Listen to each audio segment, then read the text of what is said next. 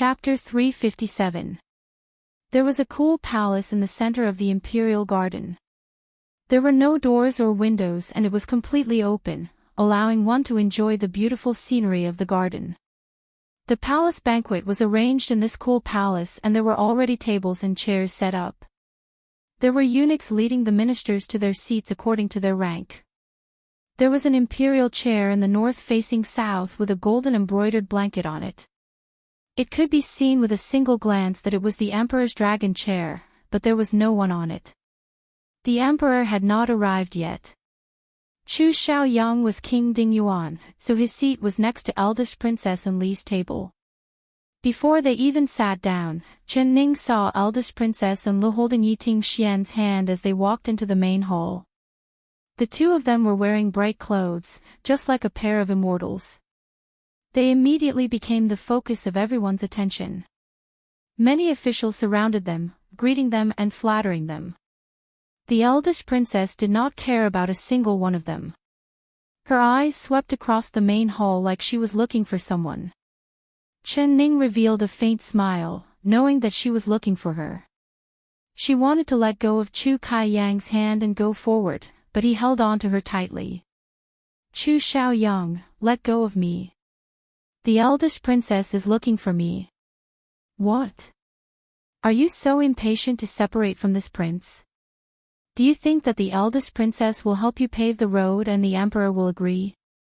Chu Xiaoyang gave a cold laugh. Although he clearly knew that she was here to divorce, but seeing her excited look, it still made his heart feel suffocated. Chu Xiaoyang, things have come to this point. Are you going back on your word? Chen Ning looked back. What if this king says yes? Chu Xiaoyang said without changing his expression. Chen Ning couldn't help being stunned.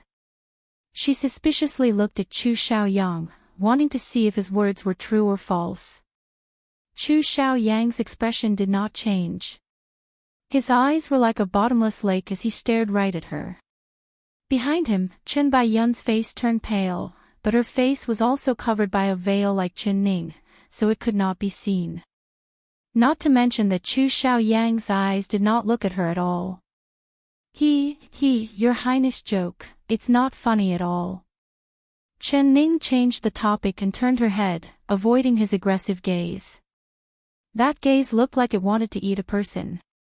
The eldest princess finally noticed Chen Ning and waved at her from afar. Chen Ning took this chance to escape. She let go of Chu Xiaoyang's hand and smiled as she walked over to the eldest princess, bowing down. There's no need to be so polite with this princess, quickly stand up. The eldest princess grabbed Chen Ning's hand. That intimacy made everyone's jaws drop. She pulled Chen Ning 2 steps away and looked over her. Her eyes were filled with shock, but when she saw the veil on her face, she asked in a puzzled voice, "Why are you wearing this thing on your face?"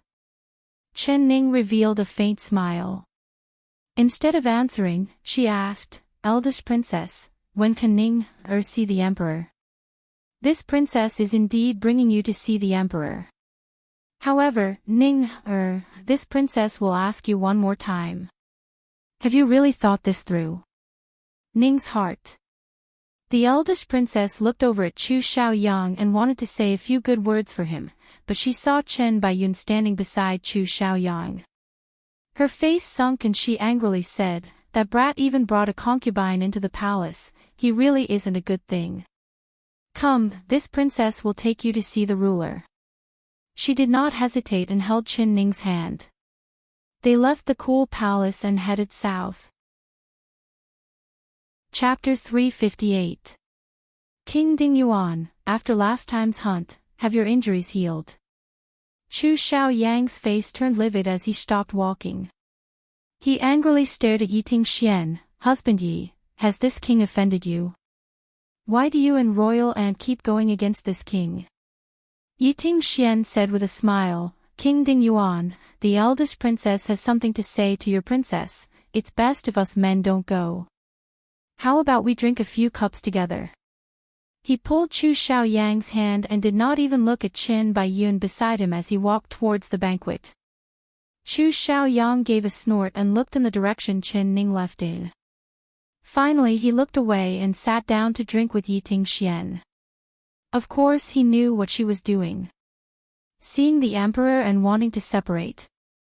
But no matter what she wanted to do, the one who would win in the end would be him.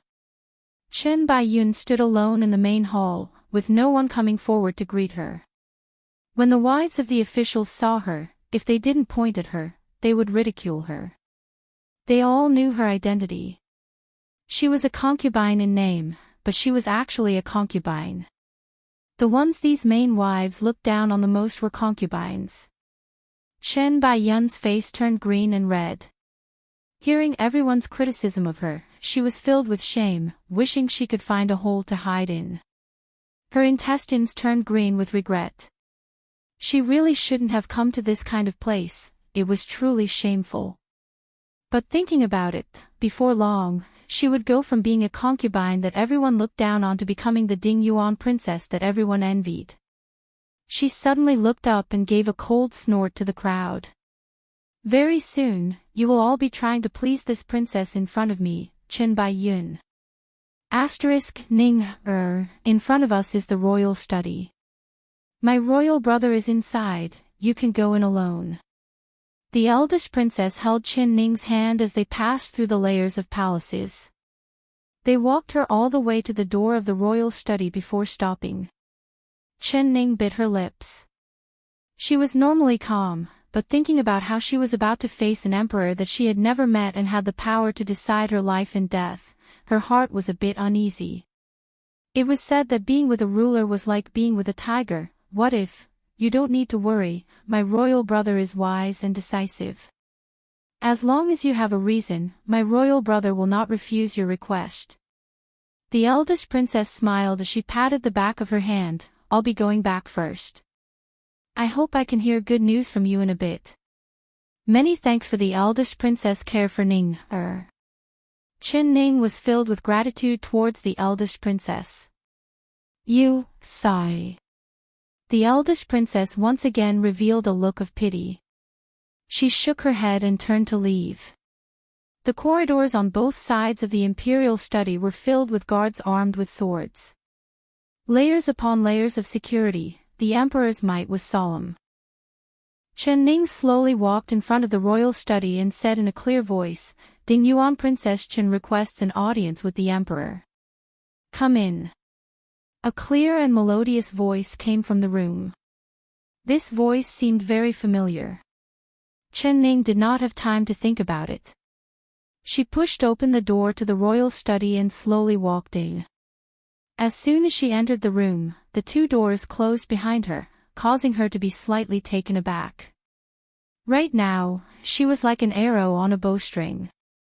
She had no choice but to release it. She lowered her head and swept her gaze around.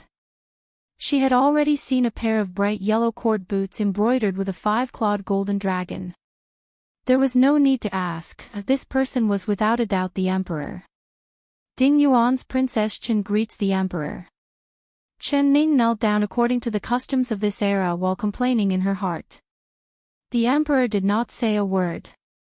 He did not even give an sound and did not tell her to rise. She knelt on the ground for a while and her knees were aching, but she still did not hear the emperor's voice. What was this? Chapter 359. Ding Yuan Princess Qin greets the emperor. Qin Ning said in a deep voice. She slowly said it again. Her words were clear and powerful. She did not believe that the emperor would continue to pretend to be deaf and mute. I said that we would meet again very soon. Isn't it true that we do? Suddenly, a playful voice came from above her head. That familiar voice and tone made her body tremble. Xiao Hei, why is it you? She suddenly looked up and found a very familiar face in front of her.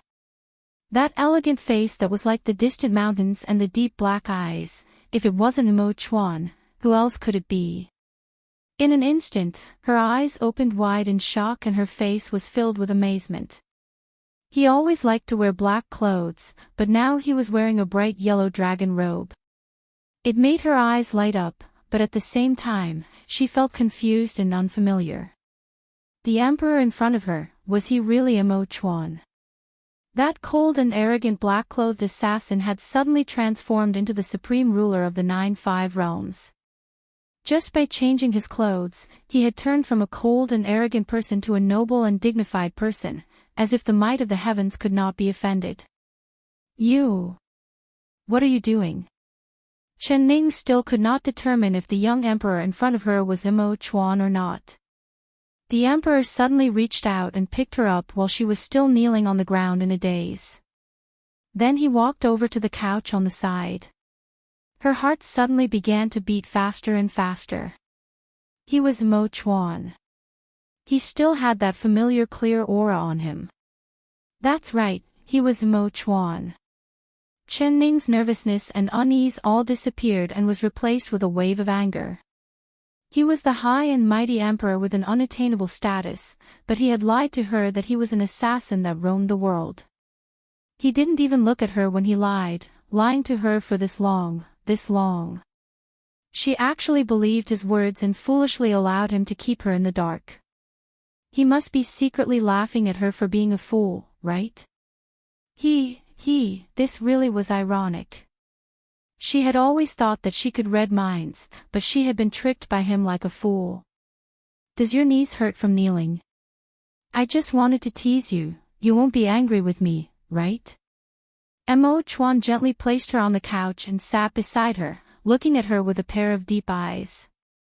There were no outsiders in the room and his voice was the same as before. Other than that dragon robe.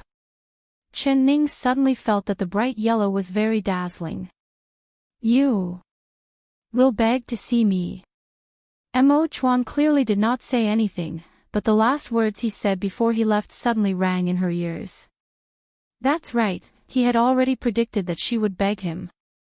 That was why he left without any fear and even left behind such a sentence with such certainty. Now, wasn't he like a beggar, kneeling in front of him and begging? The anger in her heart surged up wave after wave, and her chest was about to melt. She couldn't help but close her eyes. When she opened them again, her eyes had become calm and without the shock and excitement she had when they first met were no longer there.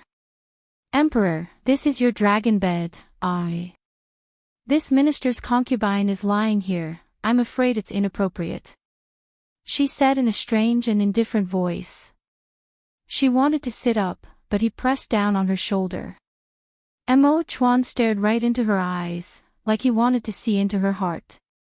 She lowered her eyes, refusing to meet his gaze. If he didn't let her move, then she wouldn't move. Chapter 360. Do you really have to use this kind of tone to talk to me? Emo Chuan looked at her cold expression of rejection and his heart filled with pain. Only the heavens knew how he had spent the past few days. Almost all the time, he was thinking about the scene of him reuniting with her today. He had thought of many possibilities. He thought that she would be pleasantly surprised and happy, but he never thought that she would be this cold that rejected him. Does the emperor feel that this minister's concubine's tone is not respectful enough? I'm very sorry, this minister's concubine's words have always been like this. If you don't like it, then send someone to cut off this minister's concubine's head. Chen Ning curled her lips in a mocking manner, but she still did not look at him. That's right, the emperor does not need to send this minister's concubine to cut off my head. With the emperor's good martial arts, you can take whoever's head you want. Emo Chuan fiercely gritted his teeth. His passion had been frozen into ice by her cold attitude. This girl, she kept calling him this minister's concubine. Was she preparing to anger him to death? In front of me, you don't need to use the words minister's concubine. He found it jarring. Those two words were constantly reminding him of her identity. She was the Dingyuan princess and also his royal nephew's woman. She was a taboo that he could not touch or touch. Then what does the Emperor want to hear me call myself? Chen Ning curled her lips and finally looked up to look at him. Her eyes were sparkling and watery, causing the frozen lake in his heart to turn into a pool of spring water that rippled. He knew that as long as he saw her eyes, he could only throw away his armor. He would never be able to be angry with her. No matter who I am or what my identity is, the words I say will always count. He suddenly had an impulse and opened his arms to hug her. He was tightly hugging her, so tightly that she could not break free at all. His smooth chin rubbed against her ear. His voice was low and deep, but each word was clear and powerful, coming from the bottom of his heart. Fuck the rules. Fuck the taboo. He just wanted to hug her. Chen Ning closed her eyes. This was a familiar embrace. When he was still an assassin, he had also forcefully hugged her. At that time, he had given her a kind of sweet expectation. But now, she felt that it was really laughable. 24 years old, not married, not engaged. His words once again echoed in her ears. He even shamelessly asked her to be his matchmaker. What was his identity? The unreachable emperor above tens of thousands of people. He was the ruler of the 9-5. He had countless women in the palace. Just how bored was he to pretend to be an assassin and follow her around? Teasing her, watching her fall in love with him bit by bit, was this how he picked up girls as an emperor? He, Chen, of his tricks. She, Chen Ning, had actually been tricked by him. Your Majesty, you're hugging me so tightly that I can't breathe. Can you let go of me first and let me catch my breath before hugging me again, all right? She suddenly opened her eyes, and her voice carried the coquettishness and gentleness of a young girl. Her eyes to Chen to of her to of her of to him. This girl, she was to say this. Hearing her soft tone, how could he bear to let go of her? Okay.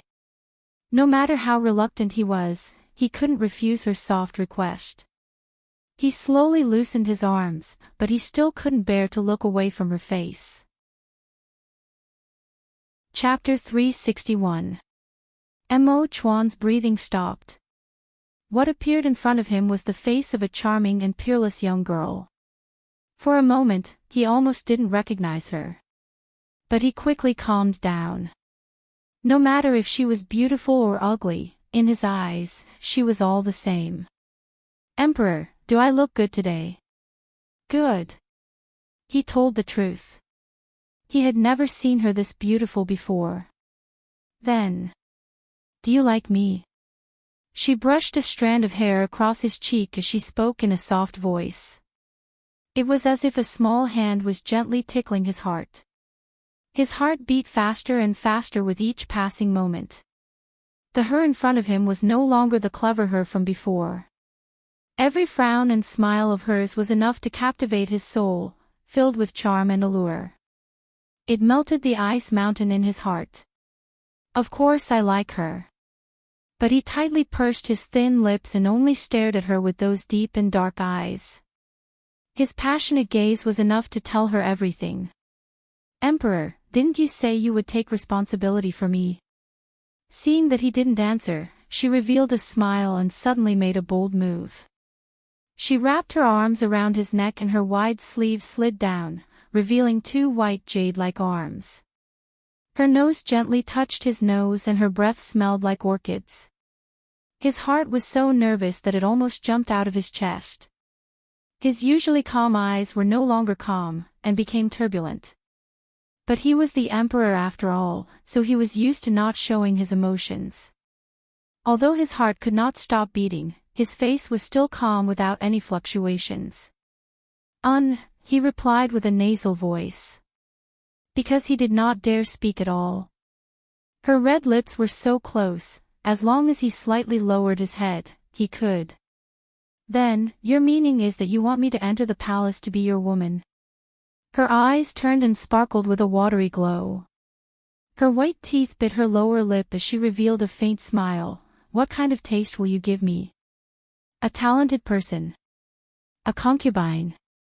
A concubine. Or the main concubine. He was currently in a daze, intoxicated by her sweet breath and soft whispers. Hearing this, it was like a bucket of cold water had been poured over his head. His heart filled with passion once again turned to ice. He wasn't an idiot. How could he not hear the contempt and mockery in her voice? Chen Ning. He finally couldn't help saying this. He pulled down the hand that was wrapped around his neck and tightly gripped it.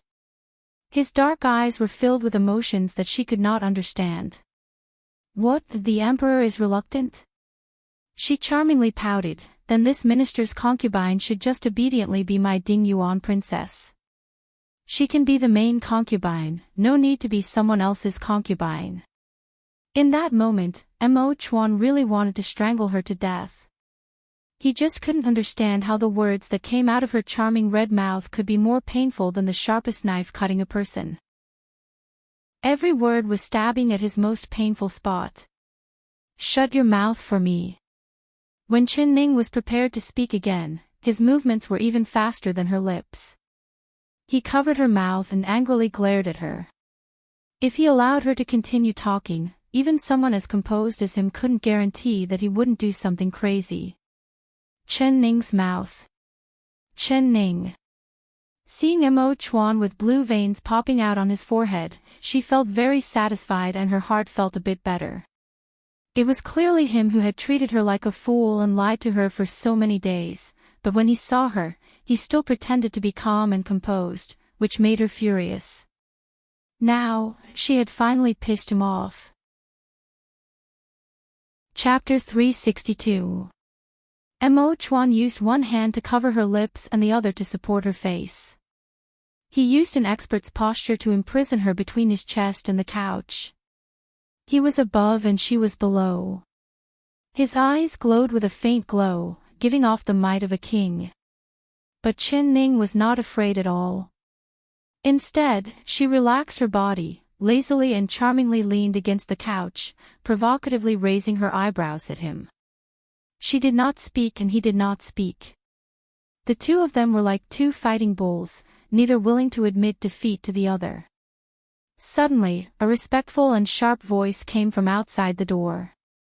Reporting to the emperor, the civil and military officials and their families have all arrived. I asked the emperor to head to the refreshing palace. These words woke up the two of them who were staring at each other.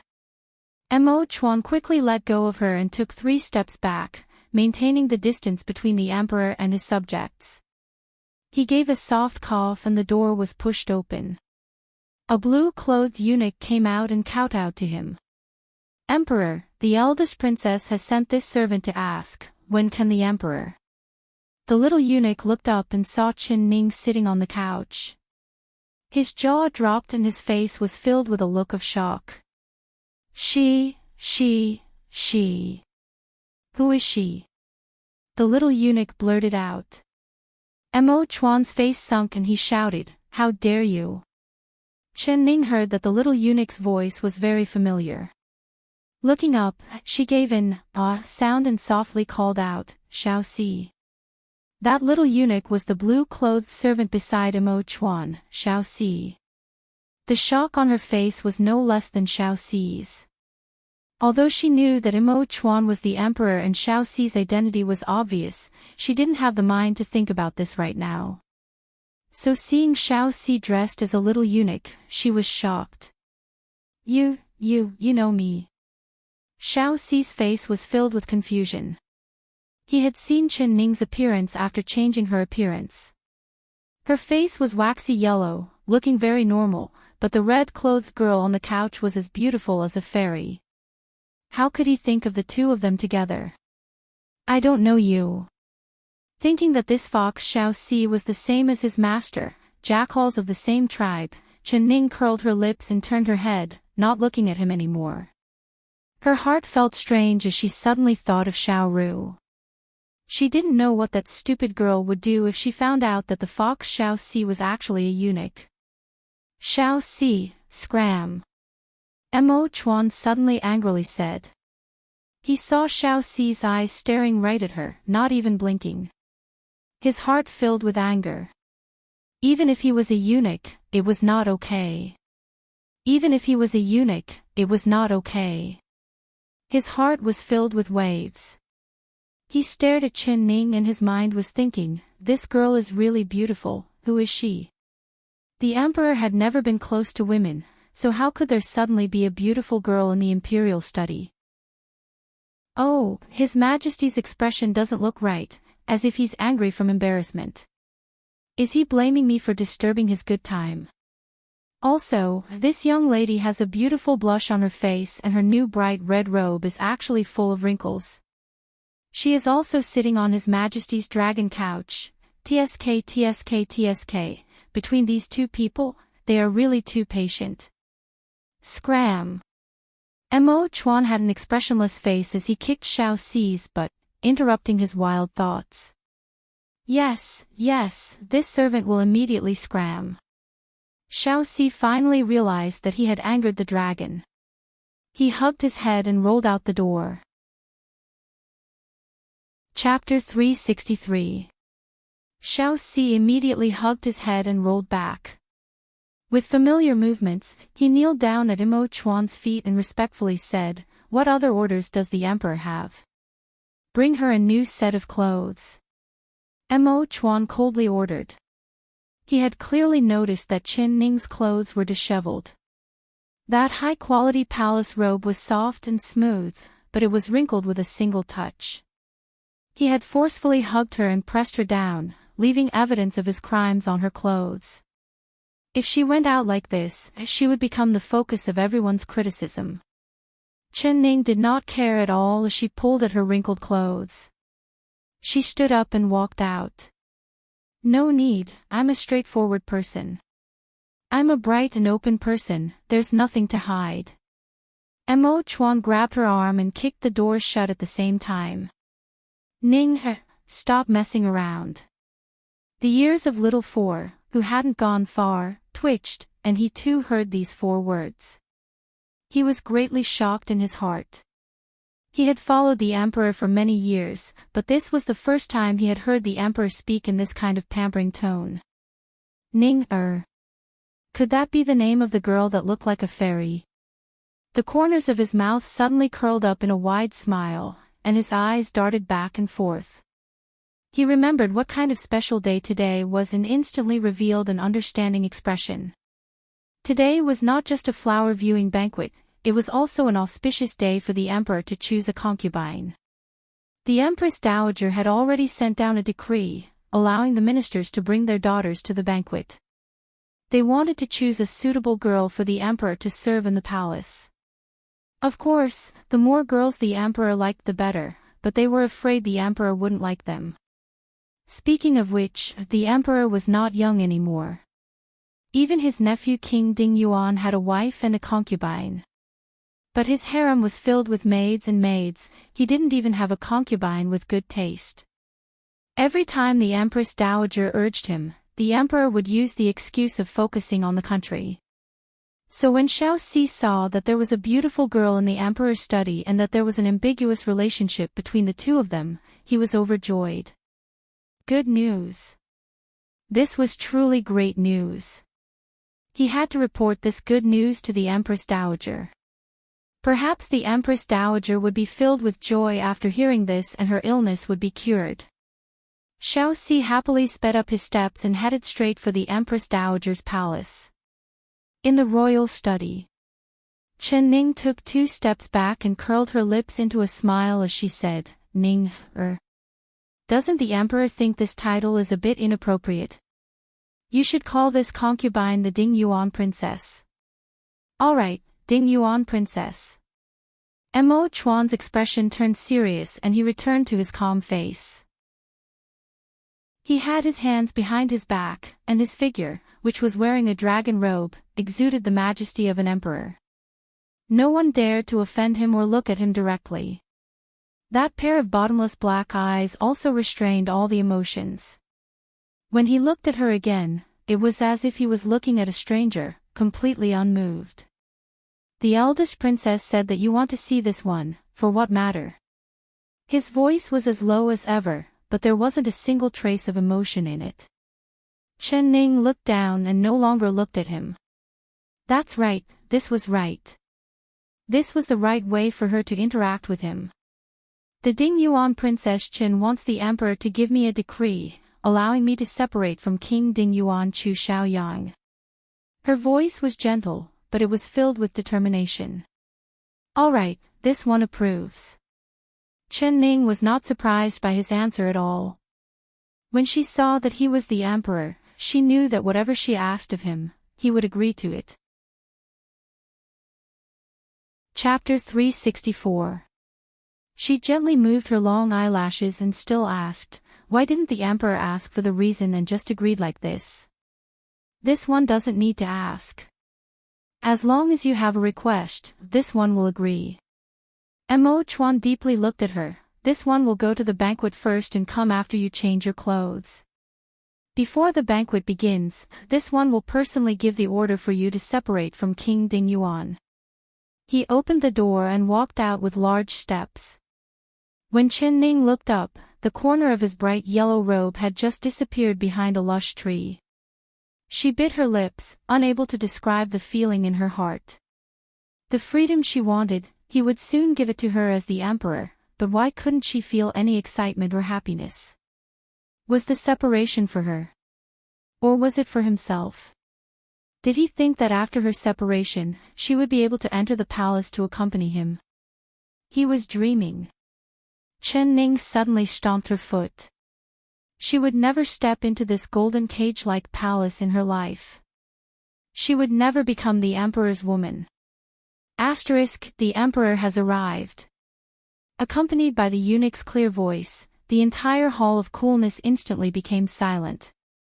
The ministers and womenfolk who were chatting and flattering each other all stood up solemnly and bowed to the bright yellow figure who had just entered the hall. Greetings to the Emperor.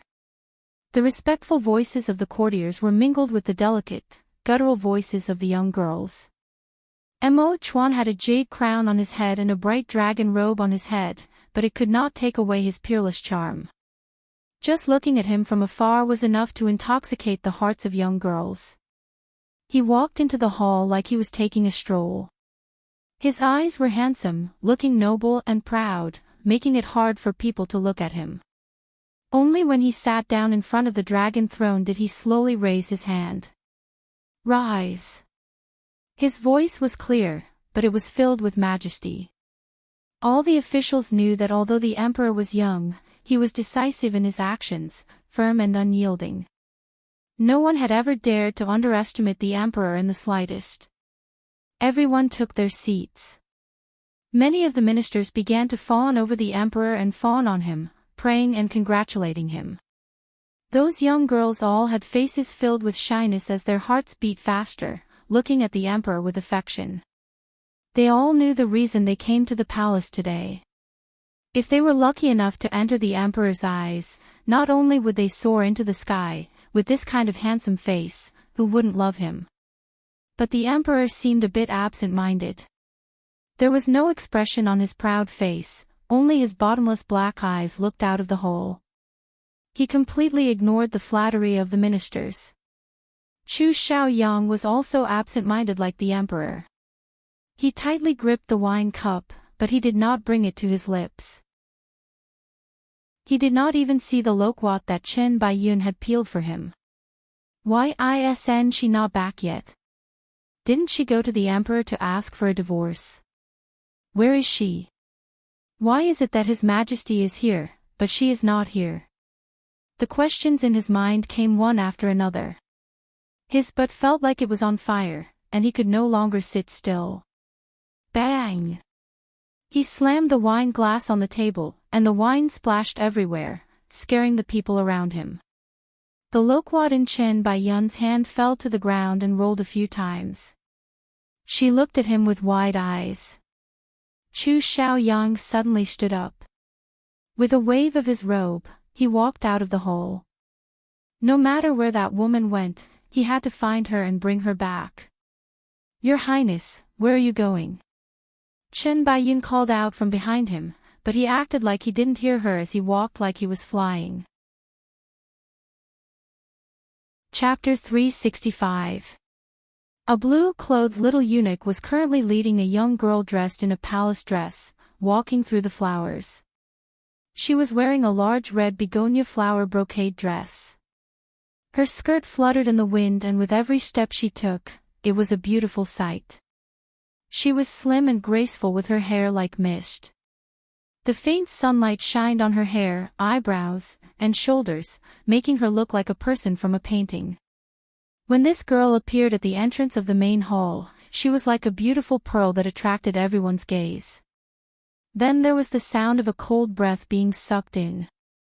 Her appearance was very beautiful, and even the large hall seemed to become a bit brighter because of her appearance.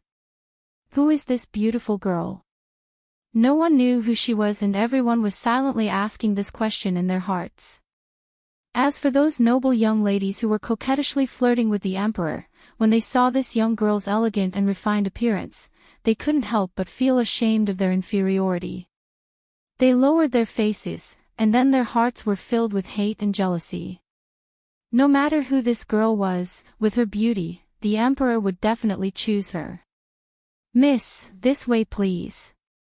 Xiao Si had an attentive look on his face as he prepared to bring Qin Ning to the emperor's throne. He did not know Qin Ning's identity, but since she was the girl chosen by the emperor, of course she would be placed by the emperor's side. Chu Xiaoyang's eyes had been glued to the girl's face ever since she appeared, not even blinking once. His body trembled slightly. Even he himself did not realize that his right hand had tightened its grip on the jade belt around his waist. His grip became tighter and tighter. Suddenly, with a bang, the belt that was made of gold and silver threads was forcibly torn into two by the strength of his fingers. The flawless jade embedded in the belt fell to the ground one by one. Each piece was priceless, but he did not even look at it from the corner of his eyes. Chen Ning's eyes were calm as she looked at Chu Xiaoyang with an expressionless face. With the emperor's promise, she did not need to hide in front of him anymore. She might as well let him see her true appearance. From his shocked expression, she knew that he must have recognized her as the culprit who threw the 2 thunderbolt eggs at him. But other than shock and amazement, there was something else in his eyes that she could not understand at all. There was pain, affection, and even a kind of love that was carved into his bones. Chen Ning gave a cold shiver. Damn, how could he love her so much?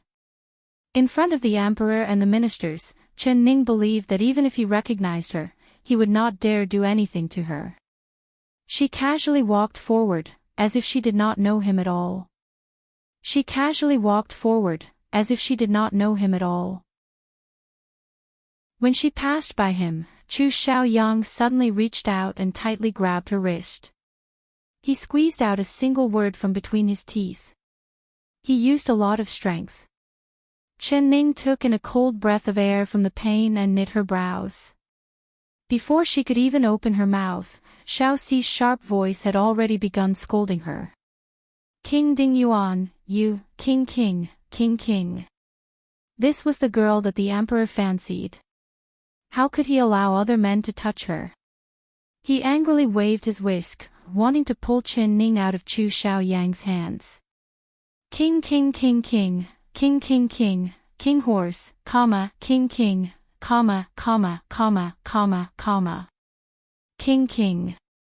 king, king. She is this king's princess, this king can do whatever he wants. How can a servant like you say anything? If you dare say anything else, this king will not be this polite to you. Chu Xiaoyang held Chen Ning's wrist with an arrogant expression, as if he was making an announcement. His eyes coldly swept over the crowd before finally falling onto Xiao Si's face. Hua! Chapter 366. What? This beautiful girl is the Dingyuan princess. Impossible. The Dingyuan princess is clearly an ugly monster. Then who is this girl? It can't be that King Ding Yuan saw her beauty and wanted to marry her as his princess, right? The ministers began to discuss among themselves, and the young misses all let out a sigh of relief. The hostility in their eyes towards Qin Ning had mostly disappeared. So it was the Ding Yuan princess, then she wouldn't be his love rival today. The emperor's eyes sunk and fell onto Chu Xiaoyang's hand that was holding Qin Ning. His thin lips tightly pursed. For the first time in his life, he tasted jealousy. What did you say? She is the Ding Yuan princess. Xiao Si stuttered and almost bit his tongue off. His chin almost fell off and he felt like his brain had stopped working. How could she be the Ding Yuan princess? She was clearly the girl that the emperor liked. Not long ago, the emperor had been in the royal study with this girl. No, impossible. Chu Xiaoyang did not look at him anymore. He gave a cold snort and grabbed Qin Ning's wrist. Looking down at her beautiful face without her veil, his heart was shocked once again. The face that he had seen countless times in his dreams had now clearly appeared in front of him just like that. This was not a dream or a fantasy. She was real.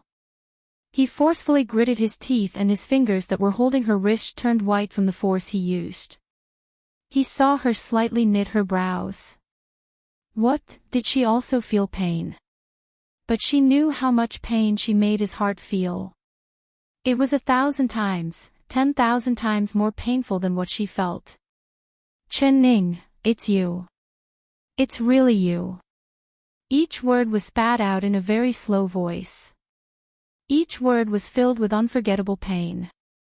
Chu Xiaoyang, you're hurting me. She knit her brows. She wanted to break free from his grasp, but he tightened his grip. Seeing her face, did he have to be this shocked? She did not look like a ferocious beast. I only gave you 2 thunderbolt eggs. If you want to take revenge, then you can take your revenge later. Can you go back to your seat first and not stand in front of the main hall to be laughed at? Of course, if you don't care, then I don't care. She absent-mindedly turned her eyes away, not looking at his gaze that was about to swallow her whole. Thunderbolt eggs? What thunderbolt eggs? Chu Xiaoyang was stunned before he realized what thunderbolt eggs she was talking about. Did she think he was here for this? It was not important at all. To him, it was not important at all. The important thing was that she was herself. Chu Xiaoyang's eyes looked around and saw that he and her had become the focus of everyone's eyes. His eyes suddenly condensed and he looked into the young emperor's deep and serene eyes. Although the emperor had no expression on his face, Chu Xiaoyang's heart turned cold. There was something that he could not understand in his eyes. He was not in the mood to guess what the emperor was thinking, his mind was completely focused on Qin Ning. Xiao! He pulled her back to her seat. The hall was silent for a while. Soon, everyone turned their gazes away from them, as if the scene just now had never happened. That's right, in everyone's eyes, it was just a family matter of King Ding Yuan's family. Their eyes would occasionally drift over to Chu Xiaoyang's table, waiting to see the good show that was about to happen. Chapter 367. When Chen Baiyun saw Qin Ning's face, her face turned pale without a trace of blood. She did not even notice that her nails had pierced into her palms and were bleeding. Cheap woman. Cheap woman. Cheap woman. She knew that this cheap woman would not let her go. As expected, when she appeared, His Highness' eyes never left her face. Her chair was on Chu Xiaoyang's right and Qin Ning was sitting on Chu Xiaoyang's left. Chen Baiyun glared at Qin Ning, wishing she could dig 2 holes in her face. Qin Ning suddenly tilted her head and revealed a faint smile to Qin Baiyun. She gave a gentle greeting, as if she had just seen her. Little sister, why are you staring at me like this? Let elder sister congratulate you in advance. Your wish will be fulfilled soon, she said with a smile. Chen Baiyun's body trembled and her heart began to beat fast. What did you say? What I said, you'll know in a bit. Chen Ning was too lazy to care about her. If it wasn't for the wolf-like eyes staring at her face, she would have been too lazy to even say these words to her. She saw that there was a pile of peeled loquats in front of Chu Xiaoyang, revealing the glistening yellow flesh. She took one without any hesitation and placed it in her mouth. It was sweet and sour, it was very delicious. She took another one. I peeled this for your highness, Chen Baiyun angrily said. It's fine as long as she likes it. Chu Xiaoyang placed the loquats in front of Qin Ning. Do you like lychees? This king will peel them for you. Did the sun rise from the west? Qin Ning looked at Chu Xiaoyang with a strange look and then looked at the sun outside the main hole. Then she understood. She rubbed her cheeks and gave a sigh.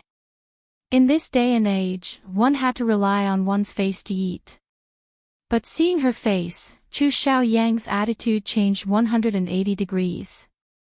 Wait a minute. This lecherous fellow wouldn't not agree to the separation just because he saw her face, right?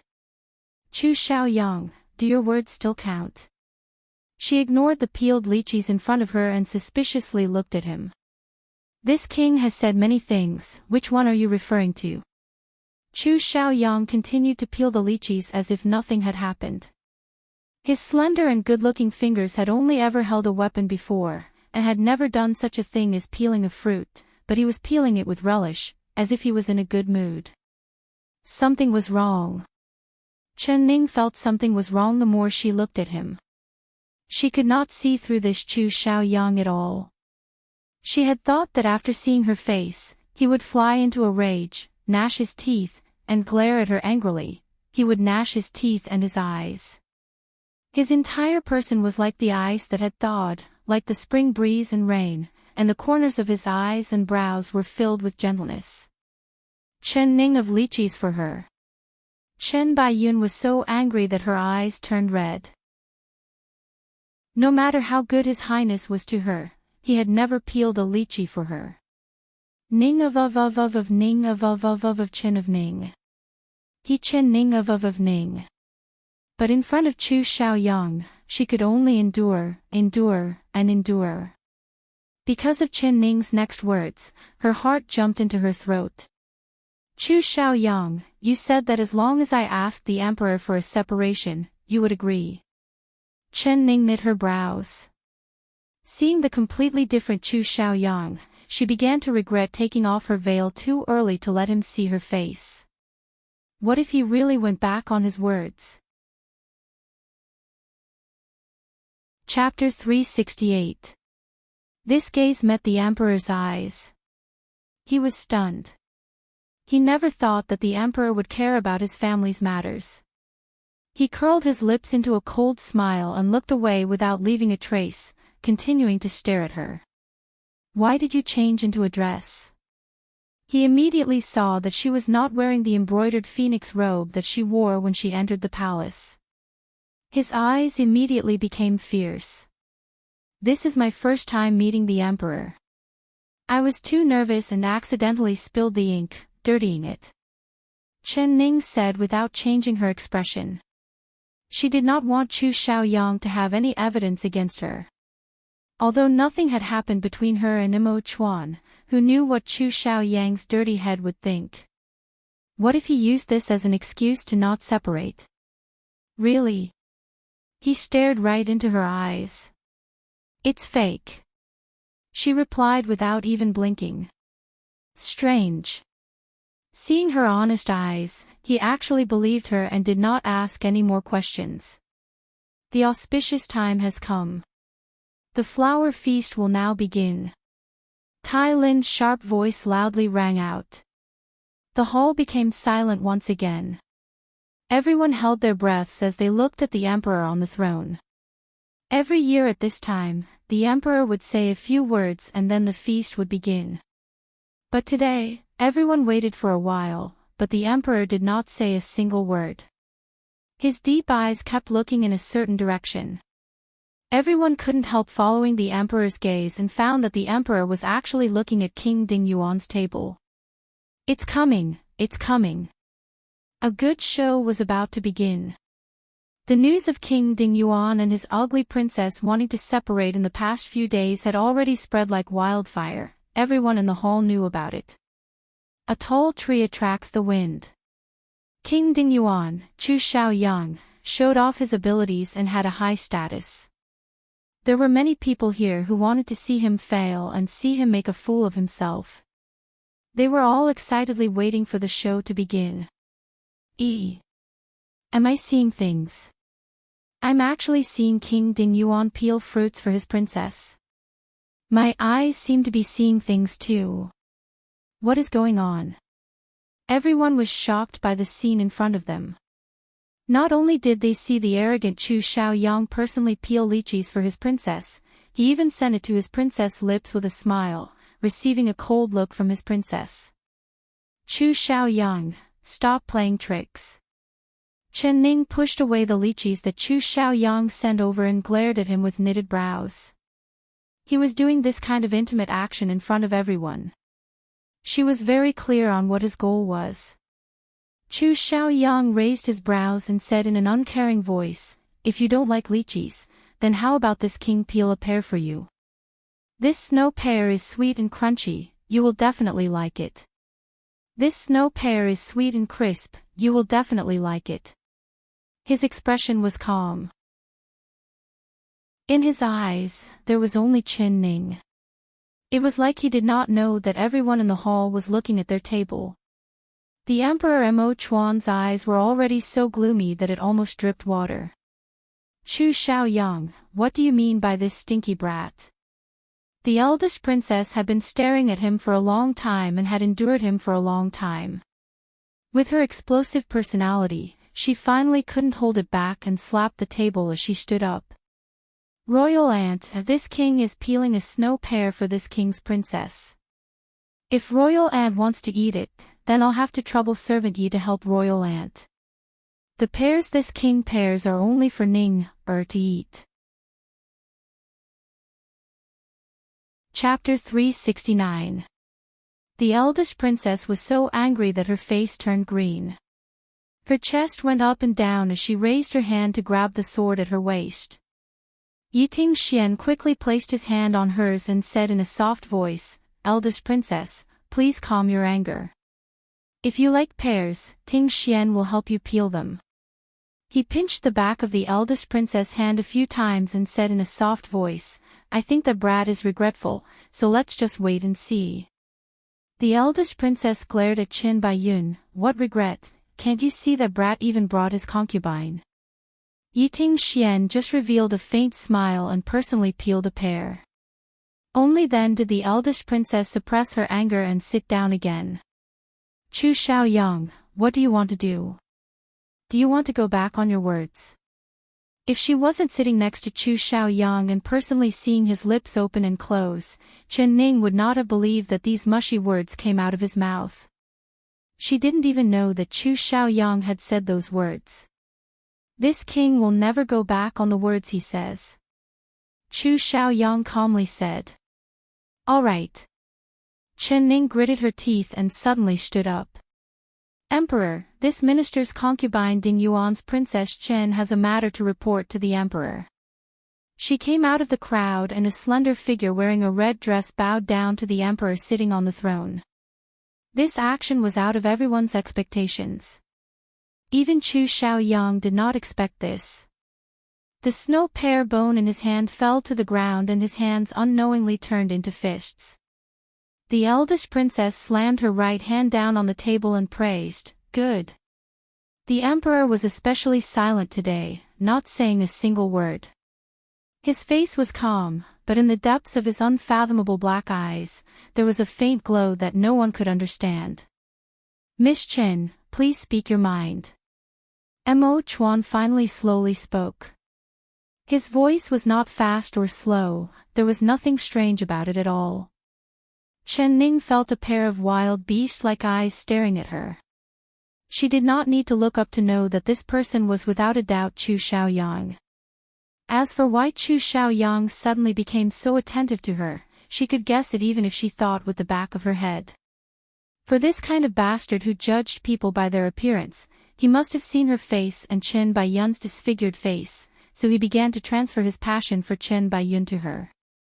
Thinking of his mushy words and actions, she suddenly felt a chill. God! This man's face changed faster than flipping a book. She had never thought that there would be such a shameless man in this world. Did he think that by saying a few sweet words and peeling a few lychees and a pear, he would be able to make her change her mind and not divorce him? She, Chen Ning, never did things sloppily. She wanted to cut through this mess quickly. Reporting to the emperor, this minister's concubine Chen wants to ask the emperor to give a decree, allowing this minister's concubine and King Ding Yuan Chu Xiaoyang to separate. She raised her head. Her eyes were filled with determination as she spoke each word. The hall was originally silent, but suddenly, there was a sound of people sucking in cold air.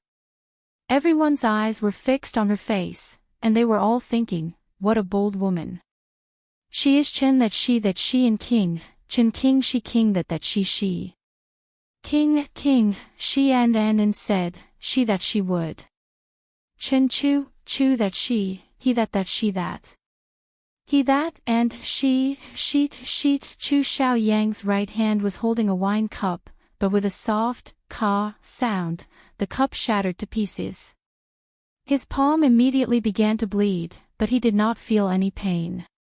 His eyes were like a wounded beast as he stared at Chen Ning without blinking. Chapter 370. Everyone in the hall held their breaths as they looked at the young emperor sitting on the dragon throne. The emperor's face was very calm. Hearing this shocking news, his brows did not even move at all. His voice was cold as he slowly spoke. Miss Chen, have you thought it through? I've thought it through. I ask for the emperor's permission. Chen Ning resolutely replied. All right, since it's like this one will immediately give the decree for your separation. Shao Si, prepare the ink and write the decree. Mo Chuan said word for word. This, what kind of situation was this? Everyone could not believe their ears. The emperor actually agreed. He agreed. There was no questioning, no censure, no anger, there wasn't even a reason for the separation. The emperor's swift and decisive methods were becoming more and more powerful. Many thanks. Chen Ning did not even have time to say the word emperor before she heard someone loudly say from the side. Wait a minute. It was Chu Xiaoyang. Chen Ning knit her brows.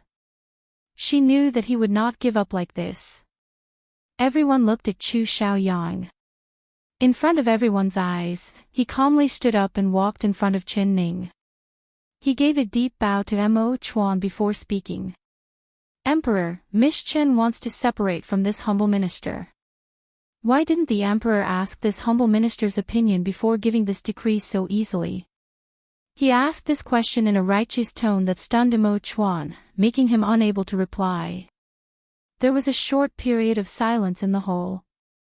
Mo Chuan's brows slightly lowered as his black eyes stared right at Chu Xiaoyang, like he wanted to see through his heart. King Ding Yuan, what is your opinion? His voice was calm, but there was a storm brewing behind it. Chu Xiaoyang acted like he did not hear the emperor's anger at all. He raised his brows as if nothing had happened and looked over everyone in the hall before slowly speaking. This minister's opinion is... He deliberately paused and his eyes fell onto Chen Ning's face as his lips slowly curled up. I don't agree. Chu Xiaoyang. Chen Ning really wanted to slap that evil smile off his face. She gritted her teeth and said, I never thought that the respected King Ding Yuan would go back on his words. The words you said before, it was just like... Venting. Chu Xiaoyang gave a faint smile and calmly said, "This king's words are naturally valid, but this king doesn't remember promising you anything. This king only said that he would help you and bring you into the palace. You can ask for a divorce. Did this king say that he would agree to it?" You. Facing this unreasonable Chu Xiaoyang, Chen Ning's head was filled with rage. How could this man be this shameless? But if you can give this king a convincing reason for the separation, perhaps this king will agree to the separation. Chu Xiaoyang's tone suddenly changed. He looked at Chen Ning, whose face was red with anger, but it made her look even more beautiful. His mood was very good and he had a smile on his face, not feeling any shame from being slapped in front of everyone. "Chen Shi, don't worry and speak boldly. As long as your words are reasonable, we will allow you to separate." Mo Chuan suddenly spoke again. His voice was clear and it echoed throughout the large hall. "King," he said, "he say, he king." Chen. From king. The one who proposed the separation was the princess. His Highness was his blood-related nephew and this marriage was personally given by the emperor. Now that the princess wanted to separate from his Highness, it was the same as throwing away the emperor's face. But not only was the emperor not angry, he was even. Now that Wang Fei wanted to separate from Wang Yi, it was the same as throwing away the emperor's face. But not only was the emperor not angry, he. Chapter 371. The smile on Chu Xiaoyang's face froze. He quickly raised his head and looked right at the emperor. He found that the emperor's face did not reveal any emotions, so he could not see anything. Chen Ning took a deep breath and tried to calm her anger that was about to explode. She already knew that Chu Xiaoyang was not easy to deal with and it was just as she expected. "Very good, since you want a reason, I'll give you a reason." Chen Ning looked right at Chu Xiaoyang. That cold as ice gaze made him lose his mind for a moment. "The first reason. On the night of our wedding, I was poisoned by someone and fainted after spitting out blood. You ignored me and not only did you not ask for a doctor, you even sent me to the wooden hut to fend for myself. If it wasn't for a coincidence, the current Chen Ning would have already died. The second reason. You and I had an engagement, but before we were married, you had an affair with Chen Baiyun and even made her pregnant. After being married for 3 days, I didn't even know if I was alive or dead, but you took her as a concubine. The third reason. After Chen Baiyun married, she tried to harm me several times. I was almost killed by a horse, drowned by water, and exploded by explosives. But you turned a blind eye to all of this and allowed Chen Baiyun to harm me again and again. Chu Xiaoyang, are these 3 reasons enough?" Her chest was filled with anger. Her words were as smooth as flowing water, like an icy spring hitting a stone. Everyone in the main hall was stunned by her words, including Chu Xiaoyang. The smile on his face disappeared and was replaced with a pale face. His eyes were dark and his lips were tightly pursed, not saying a single word. Chen Ning raised her chin to look at him. Her eyes were filled with stubbornness as she gave a cold laugh in her heart. Since he didn't care about face, then she would expose his shortcomings in front of everyone and slap his face. The crowd in the main hall began to whisper to each other. "I never thought that King Ding Yuan would be this heartless. Hey, he's still a king. He's worse than a beggar on the street to his wife. He has such a beautiful face for nothing, but he has such an ugly heart. He's not a thing and his concubine is even worse." Everyone avoided the emperor's majesty and did not dare speak loudly. But although their voices were small, every word entered Chu Xiaoyang's ears. Although Chen Baiyun was wearing a veil, she could feel the gazes coming at her like arrows, piercing through her veil. Her face turned red and she wished she could bury her head under the table. The eldest Princess Apricot eyes popped out, becoming angrier the more she listened. When Chen Ning finished, she pulled out her sword and cursed through gritted teeth. Stinky brat, Ning's is your legal princess, but you actually did this shameless thing to her. Stinky brat, Ning is your legal princess and you actually deaded her. You. Today, this princess will first kill you, this heartless fellow, and then slaughter that vicious concubine of yours. She charged at Chu Xiaoyang and Yiting Xian quickly stopped her. Princess, please calm your anger. The emperor will make a decision on this matter. The eldest princess forcefully swung her sword and panted. Her eyes opened wide as she looked at Imo Chuan. Shao, King she say, she was in Ning to her, King let out the Ning she Chen's not to her. I ask royal brother to give the decree and allow them to separate. Imo Chuan's slender fingers were placed on the armrest of the dragon throne. His knuckles popped out as he tried to suppress the anger in his heart. His deep black eyes looked right at Chu Xiaoyang. His eyes were filled with hidden waves, but his voice was still calm. Chapter 372. Chu Xiaoyang was silent for a bit before replying, This minister has promised the emperor that I will treat her well for the rest of my life. I will cherish her, love her, and never change my heart. Very good, you still remember. Imo Chuan coldly said, Then the 3 reasons the princess gave, are they true? Chu Xiaoyang gritted his teeth and said, They're true. Imo Chuan slowly nodded. Very good. Since it's like this, you've admitted that you betrayed young Miss Chen and broke your promise, so this one has given the decree for you to separate. What else do you have to say? Chu Xiaoyang looked up. He did not avoid the emperor's gaze and instead calmly spoke. This minister still has the same 3 words, I don't agree. His back was straight as his eyes slowly swept over everyone in the hall. He saw that everyone was looking at him with looks of disdain. That gaze that was enough to kill already made Qin Baiyun feel ashamed, but there was no shame on his face at all. Chu Xiaoyang. Even if Imo Chuan was as calm as a mountain, he still wanted to slap his shameless face at this moment. Everyone was filled with even more disdain for Chu Xiaoyang. The eldest princess did not even want to look at him. She raised the jug of wine and poured it into her mouth. She was afraid that she would lose control and charge forward to kill this brat. Chu Xiaoyang did not look at everyone. He suddenly reached out and helped Shen Ning up from the ground, staring at her without blinking. Ning, if this king told you that the truth is not like what you said and that none of the 3 reasons you gave are valid, would you still want to separate from this king? Not valid. Everyone was stunned as they all looked at Chu Xiaoyang. Chen Ning was also stunned. Then she reacted and coldly pushed Chu Xiaoyang's hand away. Chu Xiaoyang, you mean that I've wronged you? The person who betrayed you and was heartless wasn't you. She gave a sarcastic smile. The truth was right in front of him, but he still did not give up and did not want to separate. Did he care about her face that much? Ning, everything you've said today is correct.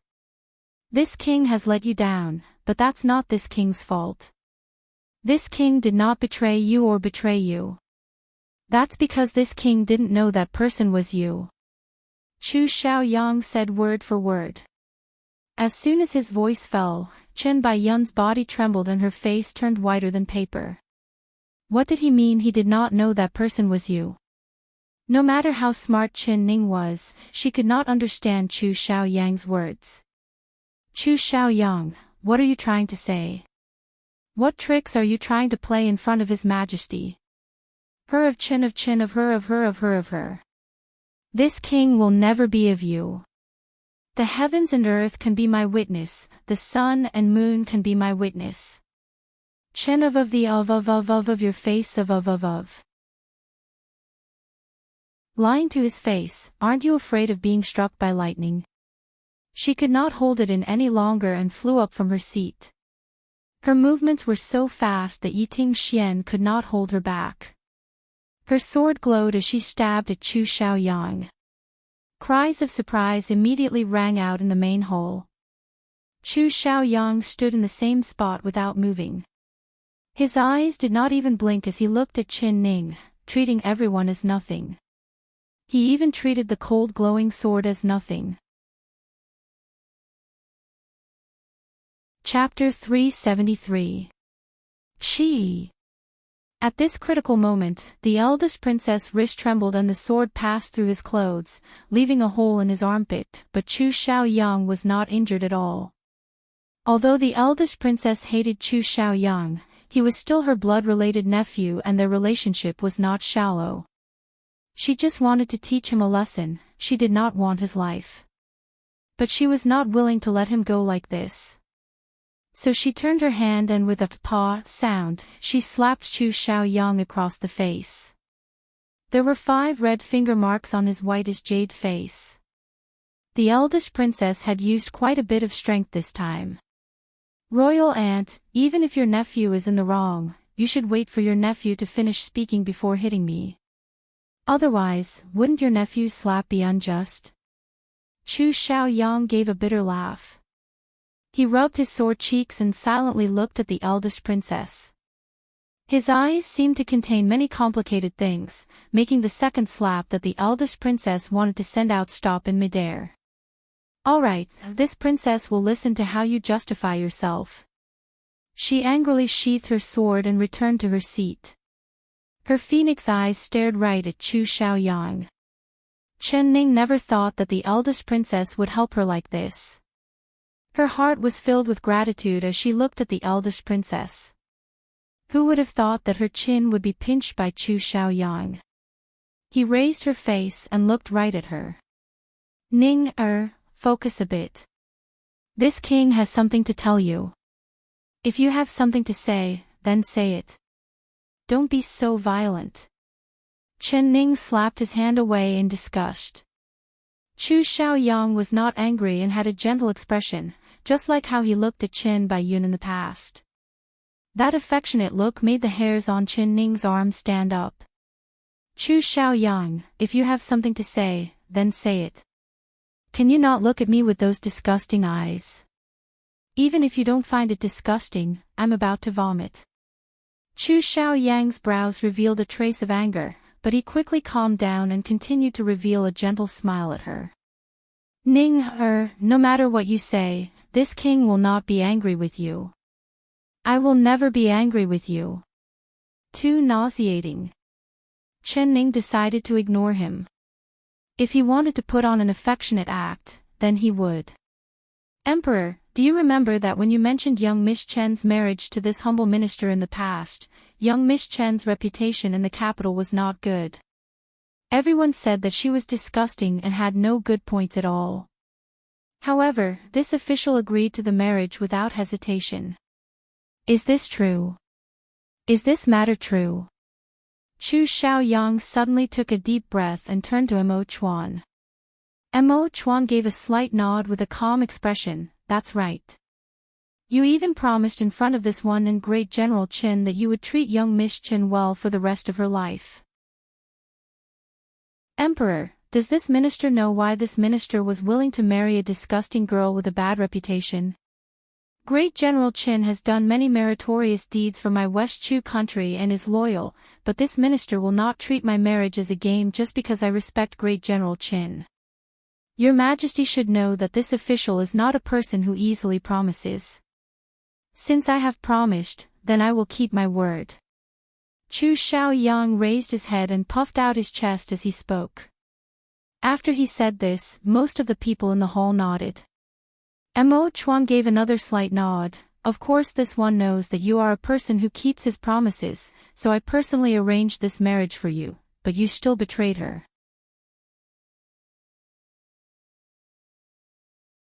Chapter 374. She was her. What kind of riddle was Chu Xiaoyang playing? The people in the main hall all revealed looks of confusion, they could not understand this at all. That is because 8 years ago, this minister fell into the water and was saved by a 7 or 8-year-old girl. This minister swore in his heart that he would never marry anyone else but her. Later this minister fainted, and when I woke up, she was already gone. This minister asked around and finally found out that she was the country protecting palace's young Miss Chin. So when the emperor proposed marriage to this minister agreed without any hesitation.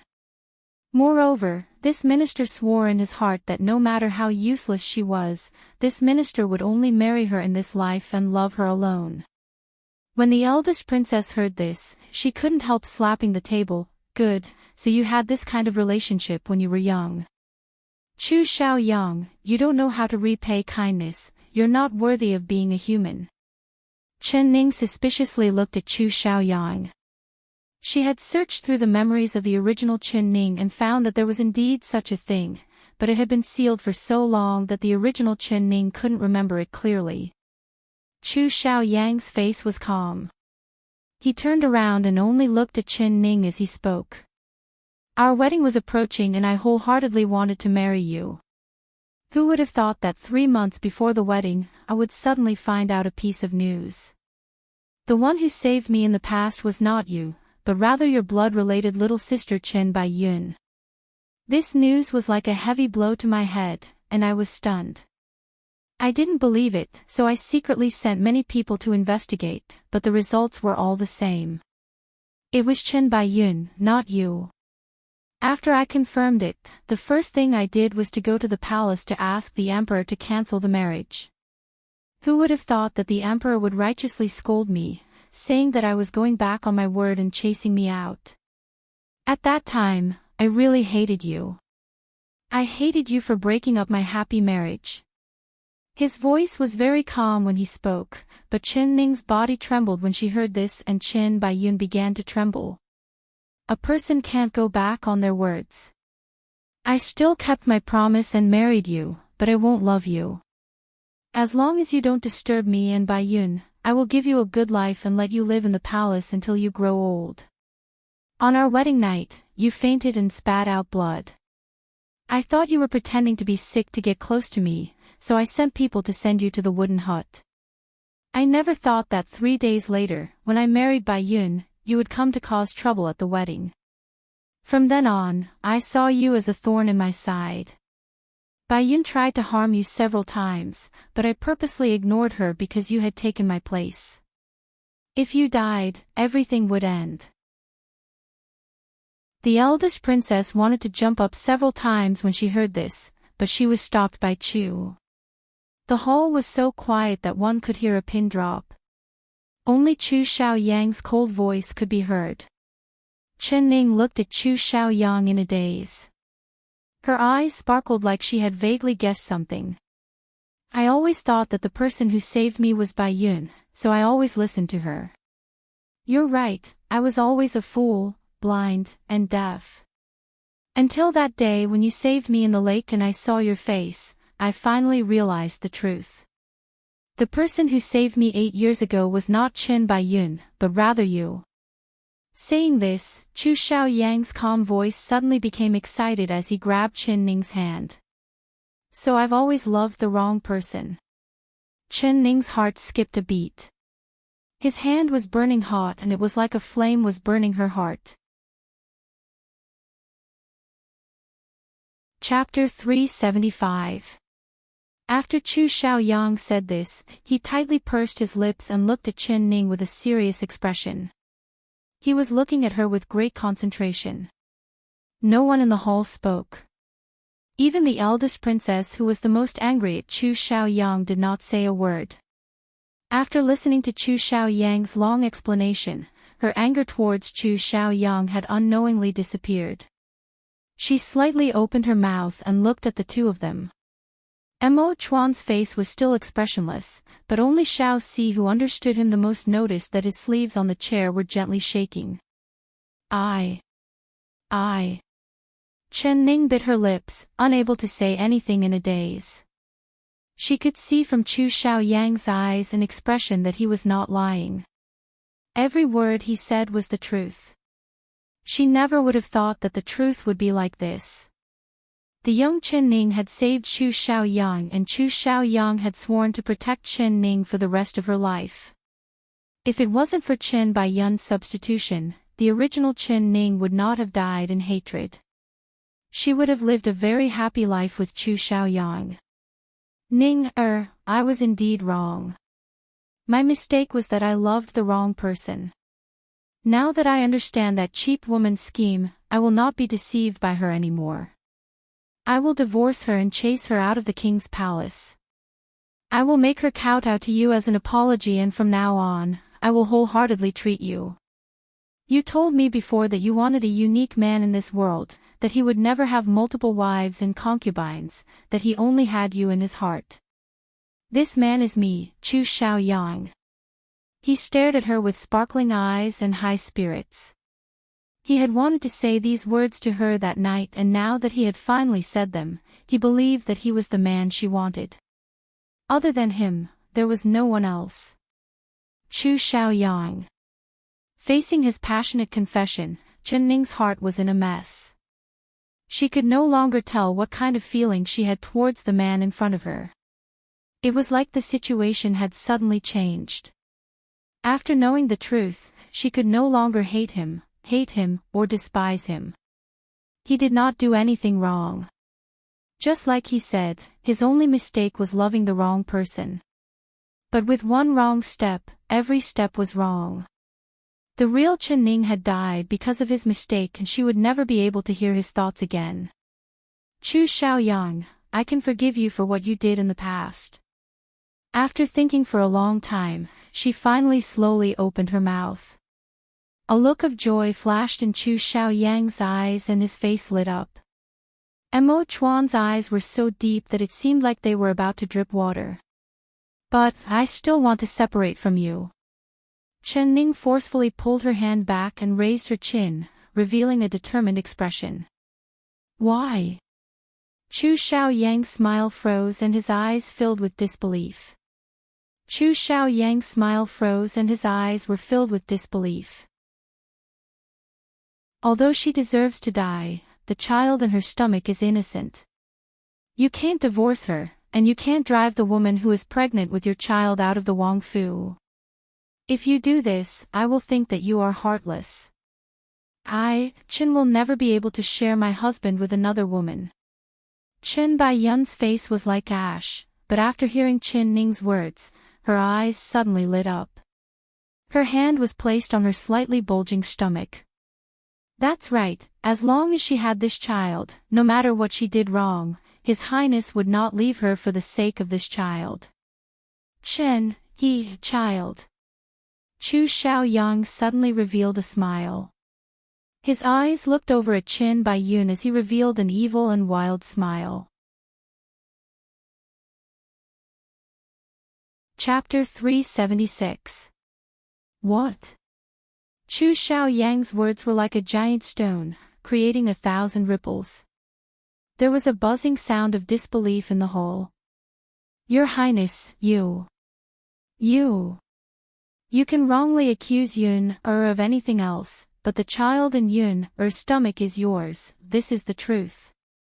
Chen Baiyun did not care about anything else. She rushed to Chu Xiaoyang's side and wanted to jump into his embrace. Chu Xiaoyang gently brushed her and she fell to the ground. Covering her face, she began to cry out in pain, feeling heartbroken. Even in her dreams, she never would have thought that the man she loved the most, in order to please that cheap woman, would not even acknowledge his own flesh and blood. Chu Xiaoyang, do you want to make her child disappear and then push all the blame away? Although Chen Ning hated Chen Baiyun, seeing this scene, the anger she felt towards Chu Xiaoyang filled her chest. This man's heart was too black. In order to repay the debt of saving his life 8 years ago, he was willing to do anything. Now he was even denying the child in Chen Baiyun's stomach. The child in her stomach has nothing to do with me, Chu Xiaoyang. I, Chu Xiaoyang, dare to swear to the heavens that I have never touched her. Not before and not after marriage. Chu Xiaoyang firmly said. When Chen Baiyun heard this, she began to cry even louder. She sobbed as she said, "Your Highness, if you have never touched Yun-er, then whose child does Yun-er's stomach belong to? On that night 4 months ago, Your Highness was drunk and entered Yun-er's room. Yun-er wanted to give you a bowl of hangover soup, but you suddenly pushed Yun-er onto the bed and then... Woo, woo, woo." She choked with sobs and couldn't continue. But everyone understood what was going on.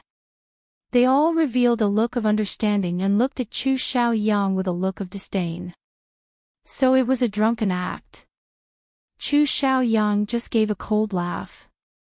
He did not even look at Chen Baiyun kneeling at his feet, revealing a look of disgust.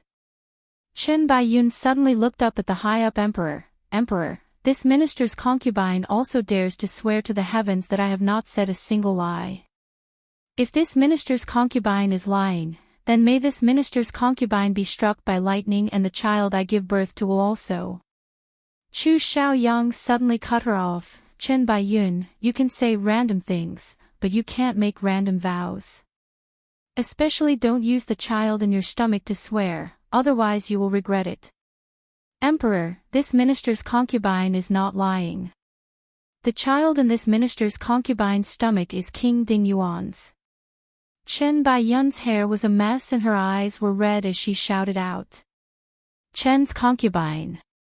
Xiaoyang looked down from above and coldly looked at her. "Is the truth really like what you said? 4 months ago, it was your wet nurse who came to report to me that you were the one who saved this king." This king was careless for a moment and actually believed her nonsense. "Thus, I drowned my sorrows in wine, but I never expected that the wine would be drugged. Then, you appeared. Your appearance was somewhat similar to Ning-er's. This king really thought that it was you, and with the effects of the drug, I nearly couldn't control myself and made a huge mistake. But at the last moment, this king's mind suddenly sobered up, so I pushed you away and jumped through the window. This king didn't touch you from the beginning to the end." Chen Chen Chen Chen, Chen Chen, Chen, Chen, Chen, Chen, Chen, Chen, Chen, Chen, Chen, Chen Baiyun was stunned. She looked at Chu Xiaoyang in a daze and muttered as she shook her head. Chen Baiyun was stunned. She looked at Chu Xiaoyang in a daze and muttered while shaking her head. Chapter 377. You're about to die and you still want to accuse this king. Chen Baiyun, there is actually a girl as shameless as you in this world. In order to marry this king, you even used this kind of method. You really are shameless. Chu Xiaoyang's face turned livid as he angrily glared at Chen Baiyun. Your Highness, Yun-er really isn't lying. Yun has always admired your Highness. How could I have an affair with another man? That night, Yun-er saw it clearly. It was you. If your Highness wants to wrongly accuse Yun-er, Yun is willing to die to prove my innocence. Chen Baiyun cried as she crawled up from the ground, slamming her head into a nearby pillar. Very good, then you can go die. Chu Xiaoyang's lips curled into an indifferent cold smile, not even looking at Chen Baiyun from the corner of his eyes. Nonsense. It's all nonsense. The silent Imo Chuan suddenly spoke up. With a flick of his finger, a chopstick flew out and hit Chen Baiyun's knee. She fell to the ground and began to cry in sorrow. King Ding Yuan, Chen Baiyun insists that the child is yours, but you insist that it isn't. Since you know that the child in her stomach isn't yours, why do you want to marry a girl who has lost her virginity and is pregnant with someone else's child? Mo Chuan asked in a deep voice. Good question. Everyone gave out praises in their hearts before looking at Chu Xiaoyang. Chu Xiaoyang was silent for a bit before slowly looking up. His lips curled into a sarcastic smile. Because I don't care. Whether she has lost her virginity or is pregnant with someone else's child, I don't care at all. I only care about her.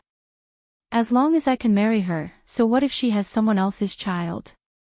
I will still treat her well, pamper her, love her, but I never thought that all of this would be a giant joke.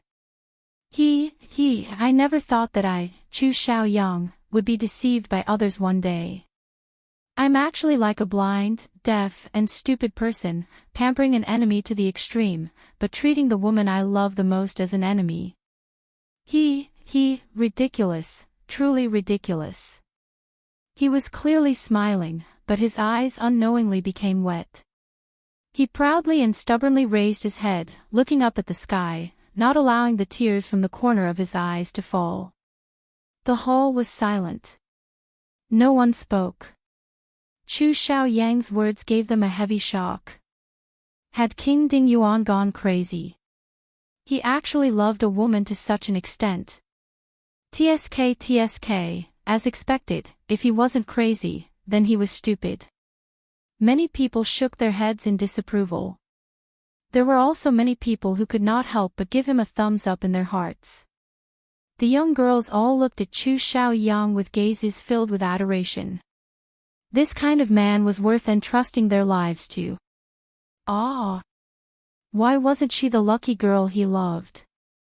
Eldest Princess Enlo was extremely disappointed in Chu Xiaoyang, but now she was moved to tears and her heart softened. Xiaoyang, it's all Auntie's fault. I misunderstood you and slapped you just now. Don't be angry at Auntie. Does it still hurt? Full of regret and guilt, she stepped forward and touched the swollen finger mark that she had hit. Chu Xiaoyang took a deep breath and calmed his surging heart. He shook his head at the eldest princess with a faint smile. Royal aunt slap is good, this nephew has eyes but cannot see, loving the wrong person. This nephew deserves royal aunt's lesson. This nephew's face does not hurt, but this place is very painful. If Ning still does not forgive this nephew and insists on separating, then this nephew will die of heartache. Chapter 378. This change was out of everyone's expectations, including Chen Ning. She never would have thought that the Chu Xiaoyang she looked down on would be this kind of passionate man. He could be called a love saint.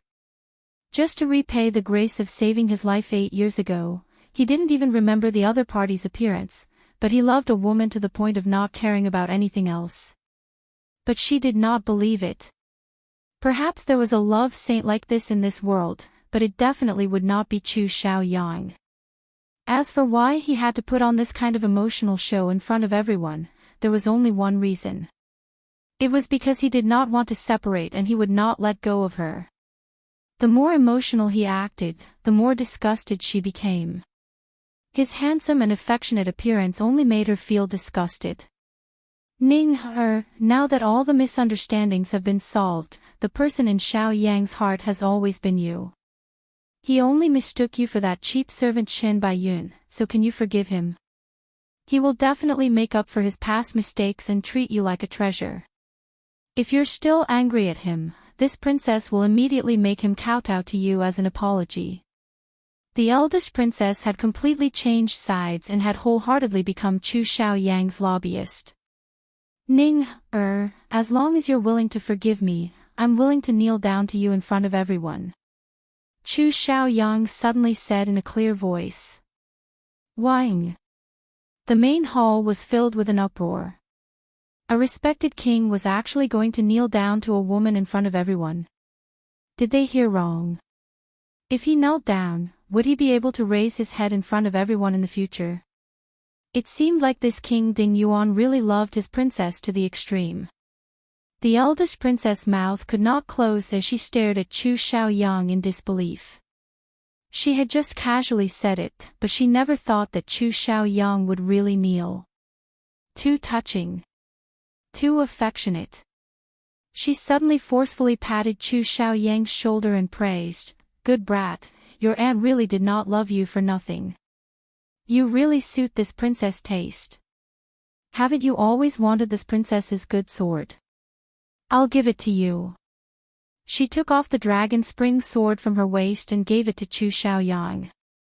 Chu Xiaoyang did not take it and looked at Qin Ning with a faint smile. Compared to Ning, nothing in this world is precious. Ning, if you don't say anything, I'll treat it as you agreeing. After I kneel, we'll get back together, alright? His expression and voice were so gentle that the hearts of the girls in the hall bloomed with peach blossoms. They believed that no one in this world would reject this kind of gentleness and love. In that instant, Chen Ning felt her heart violently tremble, especially when she looked into his eyes. She had never seen such deep affection and gentleness in his eyes. He had always been arrogant and rude, but he was willing to kneel down and admit his wrongs in front of the emperor and all the civil and military officials of the court. This kind of humility, if he didn't love her to the extreme, how could he do it? Should she believe in him? Should she believe him? Her mind, which had always been calm and clear, suddenly became confused. If he was really acting, then his acting was too good and too realistic. Even she couldn't tell if it was real or not. Chen Ning forcefully bit her lips, not saying a single word. Her heart was a mess, and so was her mind. She could only stare at him in a daze.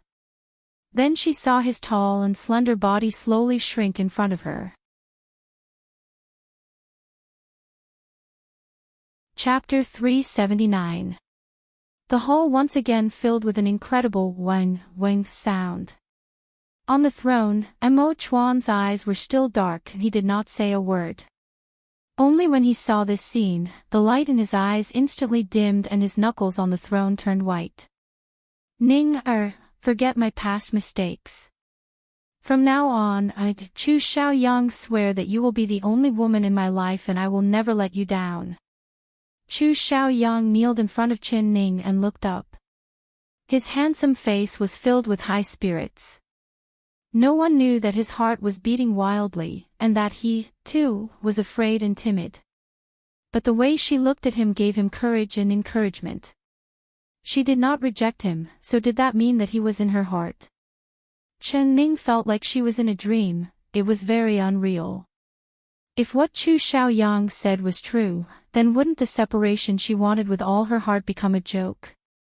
But no matter how he treated her, the person she loved was not him.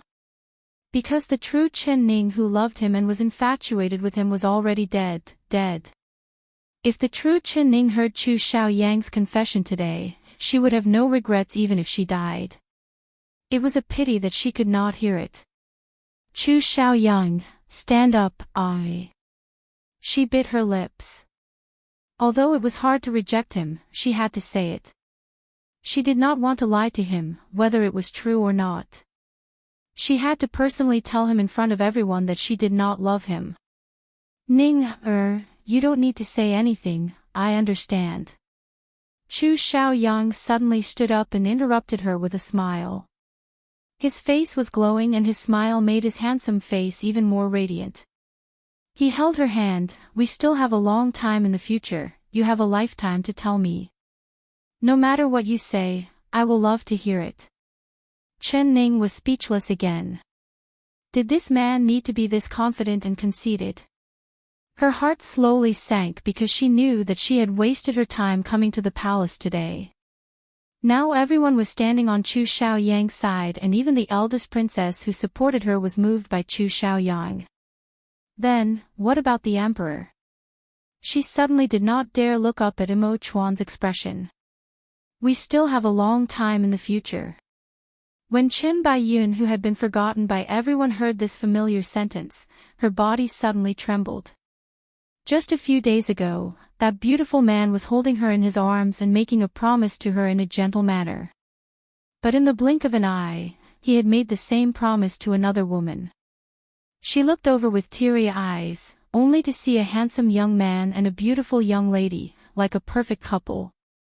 Her gaze fell on the hands of the two of them, and hatred and anger burst forth in her chest at the same time. Why was it that they wanted to be together, but she had to bear this pain alone? Ha, ha, ha, ha, ha. Qin Baiyun suddenly opened her mouth and gave a wild laugh. She forcefully pointed at Chu Xiaoyang. Chapter 380. Her eyes were scattered and her face was covered in tears. She was hugging her stomach as she sat on the ground, laughing like she was crying. The hearts of the people in the hall were shocked. Although they all despised Chen Baiyun's character, her words were not without reason. For a matter like the love affair between a man and a woman, how could it be explained with just a single mouth? Whether the child in Chen Baiyun's stomach was King Dingyuan's or not, this was a difficult question that no one could guess. So everyone looked over at the emperor. The emperor was wise, he would definitely make the fairest decision. Mo Chuan's brows slightly knit, but his heart could not make a decision. Chu Xiaoyang had made a solemn vow and Chen Baiyun was certain.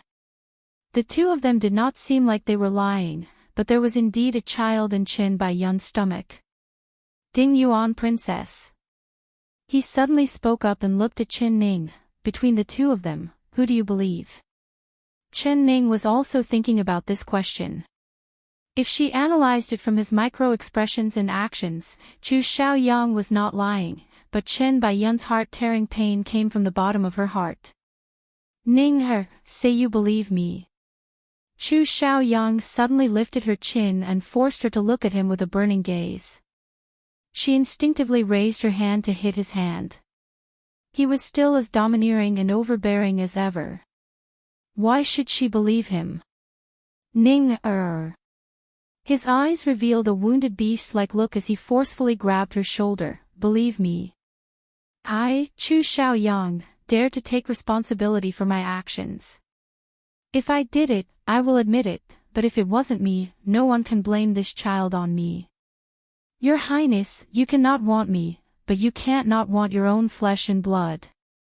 You promised me that when he was born, you would give him the title of successor. Other than you, Yun has never had another man before. Yun also understands propriety and shame. Yun is not a bad woman that can be married to anyone. Chen Baiyun cried out in a pitiful voice. Even the eldest princess who hated her the most felt her heart soften when she saw this and turned her face away. Chu Xiaoyang's eyes were filled with flames as he walked over. He grabbed Chen Baiyun's hair and stared at her with blood-red eyes. Cheap woman, you're still not willing to tell the truth. Do you believe that this king won't take your life right now? Chen Baiyun's head was filled with pain. She raised her head and large drops of tears fell from her eyes, but she looked at him with her eyes that did not contain a single trace of fear. Chen Baiyun felt a sharp pain on her head. She raised her head and large drops of tears fell from her eyes, but she looked at him with her eyes wide open. There was no fear in her eyes at all. Everything I said is the truth. Your Highness, Yun is sincere towards you and Yun only has you as a man. If you don't believe Yun then you can personally kill us mother and son. Dying in the hands of the man I love, is willing.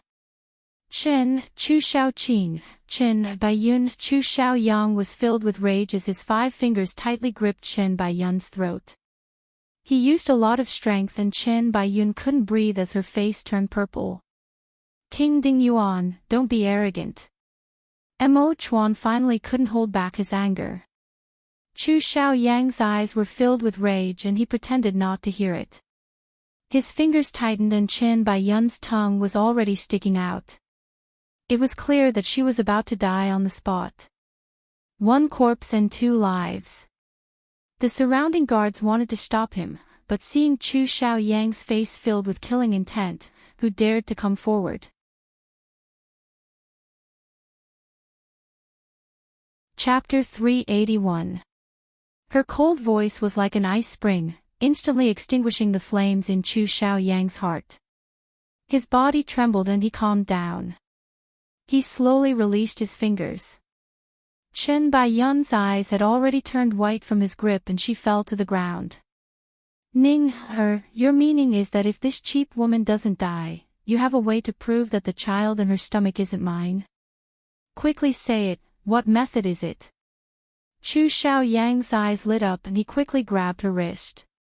He was smart enough to figure out what she was trying to say from her words. Chen Ning knit her brows. If you have something to say, then say it properly. There's no need to move your hands. She broke free of his grasp.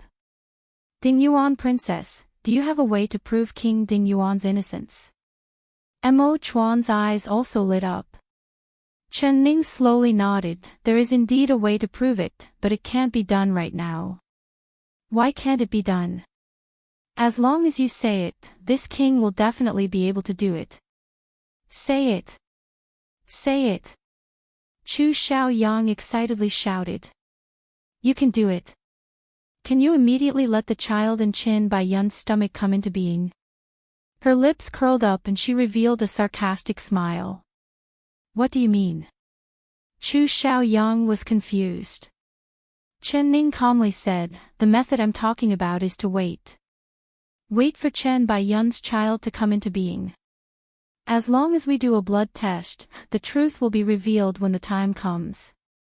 So, if you want to prove that your child isn't your flesh and blood, you have to let her live well and let her safely give birth to the child. Blood test. Good method, good method. Gasps of admiration immediately rang out in the hall. Mo Chuan also gave a slight nod and his eyes filled with praise as he looked at Chen Ning.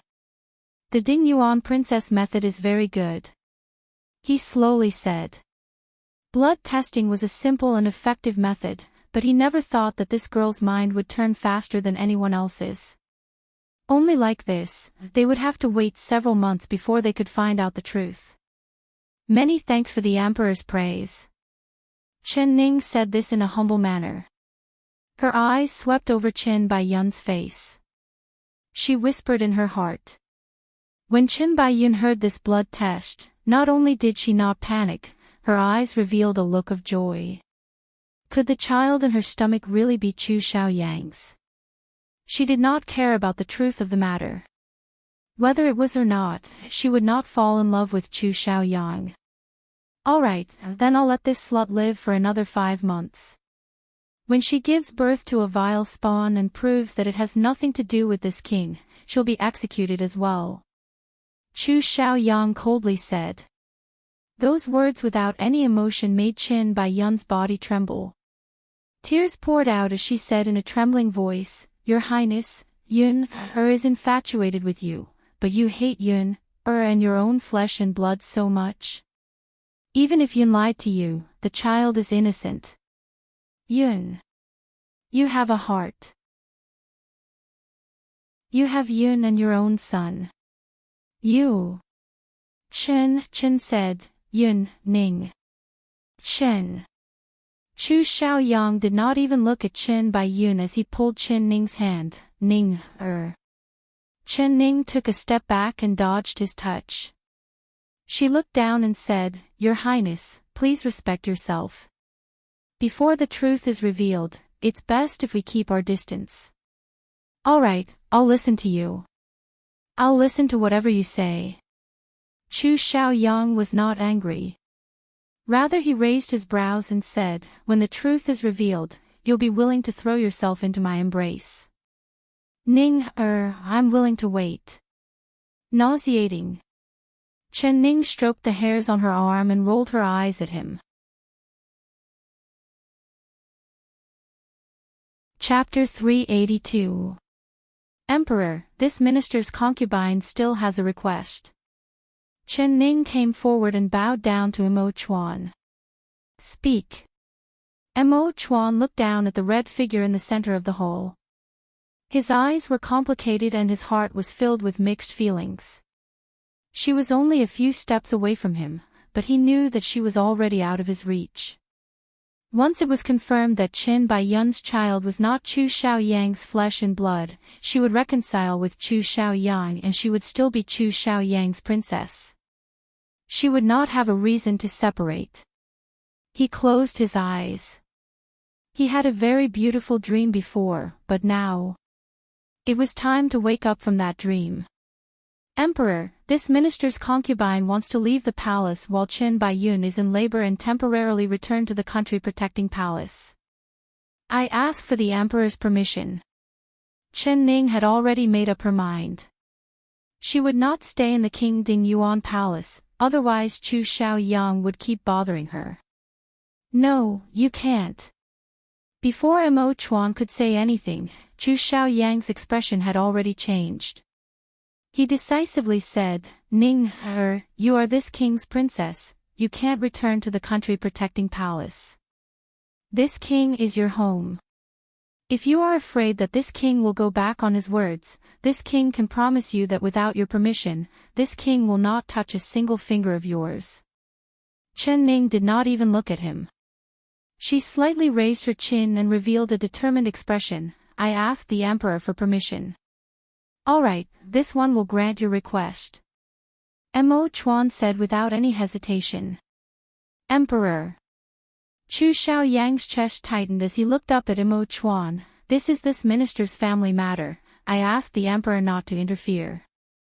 He slightly knit his brows. The emperor today was too strange. He was always unintentionally favoring his princess, even though he was clearly his blood-related nephew. Mo Chuan's expression did not change as he revealed a serious expression. That's right, it is indeed your family matter, but it is also this one's family matter. This one is doing this for your own good. This one sentence made Chu Xiaoyang speechless. Someone, send Chen Baiyun to the cold palace and have her eat on time. Send a doctor to check her pulse 3 times a day, making sure the child in her stomach is safely born. Mo Chuan lightly ordered. Several guards came forward to take Chen Baiyun away. Chen Baiyun did not resist at all as her eyes followed Chu Xiaoyang, but he did not even look back. Emperor, are you afraid this minister will secretly do something? Chu Xiaoyang asked through gritted teeth. Emperor, are you afraid this minister will secretly do something? King Ding Yuan, you're thinking too much. Chen Baiyun will stay in the palace to give birth and wait for the day she gives birth to a blood test. Only then will everyone be convinced, otherwise others will say that you, King Ding Yuan, swapped your child, which won't count. What, are you not satisfied with this one's arrangement? Mo Chuan calmly said. Mo Chuan is, Chuan said, King Chen's heart. This arrangement seemed reasonable, but Chu Xiaoyang could feel something strange in his heart. Mo Chuan said. Mo Chen Chuan. Chuan's heart. Very good. Since it's like this, King Ding Yuan and the princess can return to their seats. Today's flower viewing banquet will officially begin. At the side, Seely Tai Lin immediately drawled out his praise. The emperor has decreed that the spring banquet will begin. The eunuchs and maids came in, bringing out the delicacies and wine. The dishes were fragrant and the wine was thick. Scene after scene, the ups and downs were endless. Everyone was so engrossed in watching that they even forgot about today's official business. Seeing the exquisite dishes and the fragrant wine, they were filled with excitement. After everyone prayed to the emperor, they began to drink and toasted each other.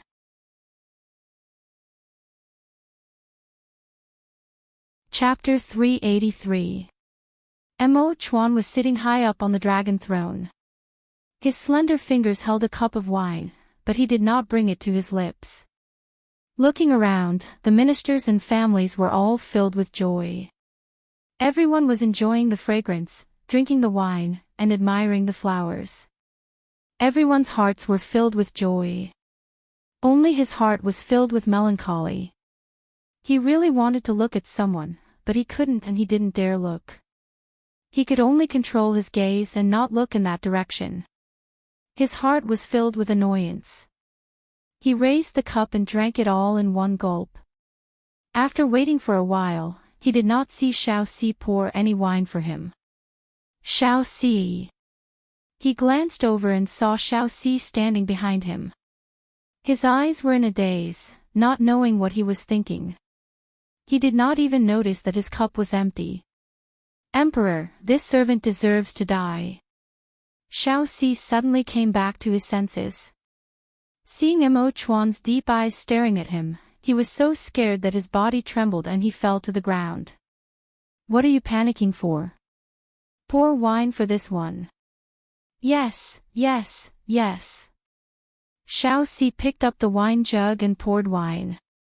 Who would have thought that his hand would suddenly tremble and the wine would fall onto the back of Mo Chuan's hand? He was covered in a cold sweat from fright and he fell to the ground again. "This servant deserves to die. This servant deserves to die." Mo Chuan did not say anything and just stared at him. After a while, he finally spoke in a calm voice. "Speak, what have you done to let this one down?" "Emperor." Xiao Si's head drooped down, not daring to look up. "Speak." Xiao Si had a crying face. "Emperor, this servant deserves to die." This servant went to the Empress Dowager's palace. Before he finished, he raised his hand and fiercely slapped himself. "This servant spoke too much. I'll slap this talkative servant." Mo Chuan immediately understood his meaning and his chest filled with rage. He forcefully threw the wine cup and with a crisp sound, it shattered into pieces.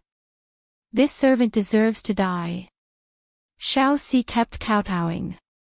Some of the ministers noticed the abnormality and turned their gazes over. Mo Chuan angrily shouted in a deep voice, "Scram! Why aren't you sending the Ding Yuan princess out of the palace?" Xiao Si quickly crawled up from the ground. He knew that he had caused a large disaster and his face turned pale. "Yes, yes, yes. This servant will immediately go." When he was prepared to head in Qin Ning's direction, he suddenly heard a loud voice announcing his arrival. "The Empress Dowager has arrived." When the people in the hall heard this, they all put down their chopsticks and cups and stood up. Didn't they say that the Empress Dowager had been ill for a long time? Didn't they say that the Empress Dowager was sick? Soon after, everyone came to a realization. Some ministers and officials who had brought their wives and daughters to attend the banquet couldn't help but reveal a knowing smile on their faces. The Empress Dowager had personally come to pick the Emperor's concubine. The Emperor had not had the Emperor's concubine yet. Mo Chuan angrily glared at Xiao Si. It was already impossible to send Qin Ning away because the Empress Dowager's carriage had already appeared outside the refreshing palace. Mo Chuan in. With it. There. With the 8-8 With the light, the Emperor said, "The sea, in. Mo Chuan took a deep breath and walked down from the dragon throne, taking the lead to welcome them. "We greet the Empress Dowager. We wish the Empress Dowager good health." The ministers in the hall all knelt down behind Mo Chuan. Chu Xiaoyang also pulled Qin Ning to kneel behind everyone.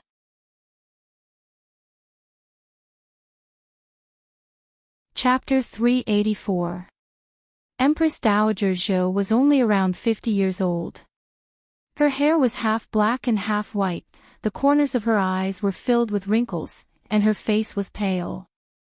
She looked much older than her actual age. It must be because she had been sick for many years. Although she had a sickly expression, her phoenix eyes gave off a powerful aura. She was normally very strict, not even smiling in front of her own son, Mo Chuan. Only when she appeared today, her expression was very gentle as she revealed a faint smile to Mo Chuan. Mo Chuan's heart skipped a beat, but his face did not reveal anything. "Everyone rise." Empress Dowager Zhou's voice was calm as she slowly spoke. Only then did everyone stand up, still standing respectfully. "Mother, your body is sick, so why did you come to the banquet? If your illness worsens, wouldn't your son be worried?" Mo Chuan took the cloak from the Empress Dowager's maid and personally put it on Empress Dowager Zhou. "Today is the Emperor's good day, how could this widow not come? The Emperor doesn't need to worry, this widow's old bones can still hold on." Empress Dowager Zhou revealed a faint smile and held Mo Chuan's hand as she walked into the hall. Her seat was placed beside the dragon throne. When Empress Dowager Zhou and the Emperor were both seated, everyone in the hall let out a sigh of relief. Especially the young girls, they all had nervous expressions with shy faces. Some were playing with their clothes and some were holding on to their handkerchiefs. Chen Ning saw that these young girls were all smiling like flowers, but now they had all turned into shy roses. After thinking about it for a bit, she understood the reason. She couldn't help raising her long eyelashes as she looked over at the bright yellow figure sitting high up on the dragon throne. Could it be that today's spring banquet was a good day for him to choose a wife? Her eyes met Mo Chuan's. Mo Chuan's black eyes flashed with a look that she couldn't understand.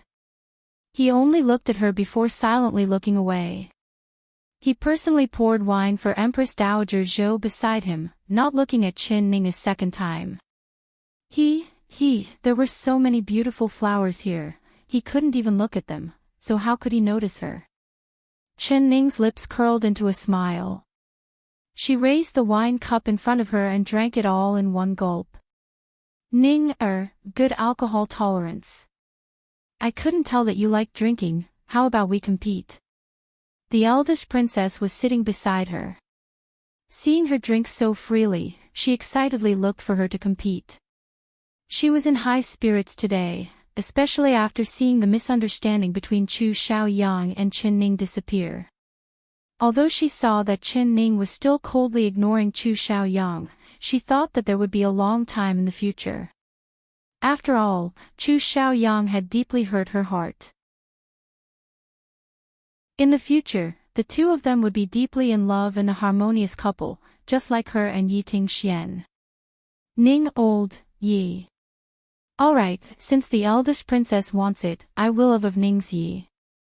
Eldest, Ning's, old, I, Ning's. Chu, and, of, Ling, old, Chen, Chu, of Chu, Chen, Ning, he, his face of, he, Chen Ning's face instantly sunk. Chu Xiaoyang, what do you mean? With him by her side, she didn't even feel happy drinking. This king is only feeling sorry for you, afraid that you'll get drunk. Although this wine is delicious, drinking too much is bad for your body.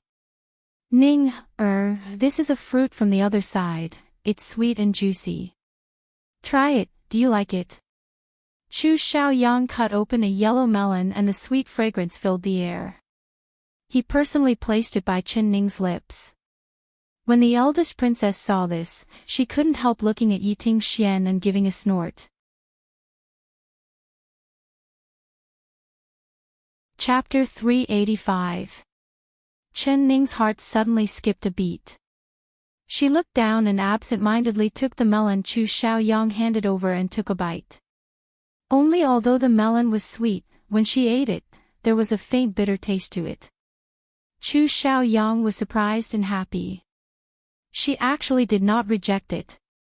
The eldest princess ate the melon while looking over the dozen young girls. She shook her head and said, "This princess can't see it, none of these girls are worthy of royal brother. They all know how to flirt, they don't look like men at all." Yi Tingxian gave a rare laugh. "Eldest princess, this is choosing a concubine for the emperor, not choosing a general to fight on the battlefield. But even if it's a girl, they have to be straightforward. Ning is also a girl, but she doesn't act pretentious at all. I can see that royal brother doesn't like any of these girls. The Ding Yuan princess is the daughter of a general, naturally she is different from the other girls. Then again, the eldest princess doesn't like pretentious girls, but the emperor doesn't like them either." Yi Tingxian shook his head with a smile. This princess and royal brother grew up together. What this princess likes, royal brother will like. What this princess doesn't like, royal brother will definitely not like.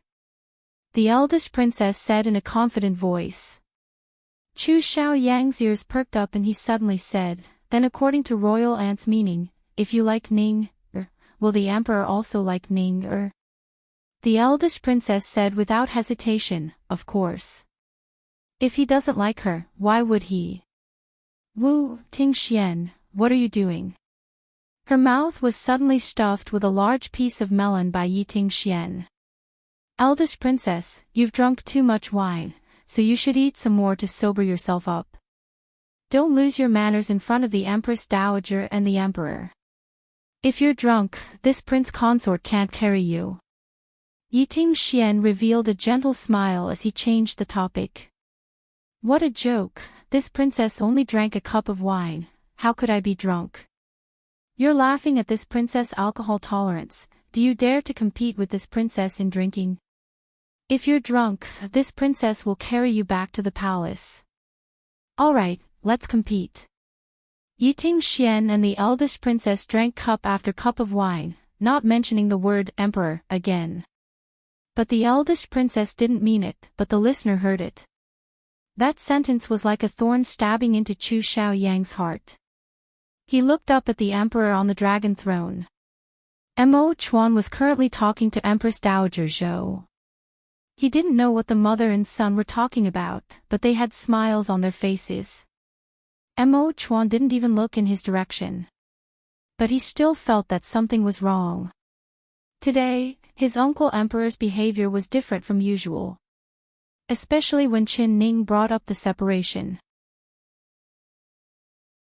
Although the emperor was expressionless like usual, when Chu Xiaoyang thought back to that time, he could think of something different. The emperor had always stood on her side, whether intentionally or not, as if he could not wait for them to separate. Why? Chu Xiaoyang picked up the cup of wine in front of him and slowly brought it to his lips, but he did not drink it. There was a faint fragrance on the wine cup and he brought it to his nose to sniff it. Out of the corner of his eyes, he looked at her.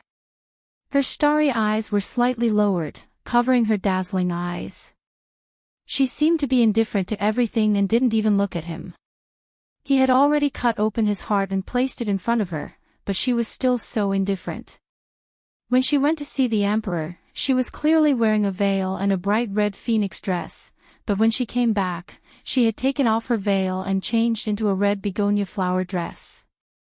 When she went to see the emperor, she was clearly wearing a veil and a bright red embroidered wan robe, but when she came back, she took off her veil and changed into a red begonia flower embroidered dress. When she went to see the emperor, she was clearly wearing a veil and a bright red phoenix dress, but when she came back, she had taken off her veil and changed into a red begonia flower dress. Chu Xiaoyang's heart was filled with countless questions. There was a faint answer in his heart that he did not dare think about.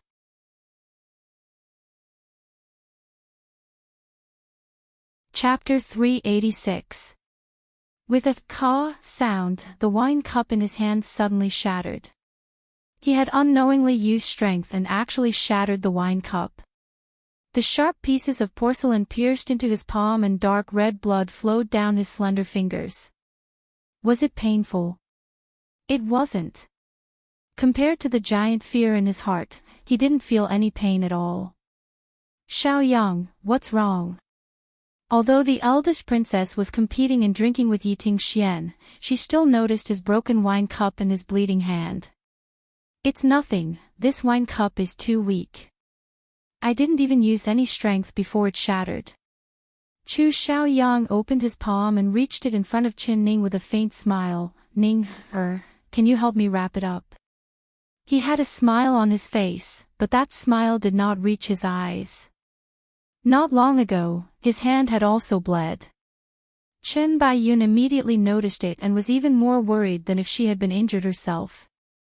But what about her? Only when he placed his bleeding hand in front of her did she look up.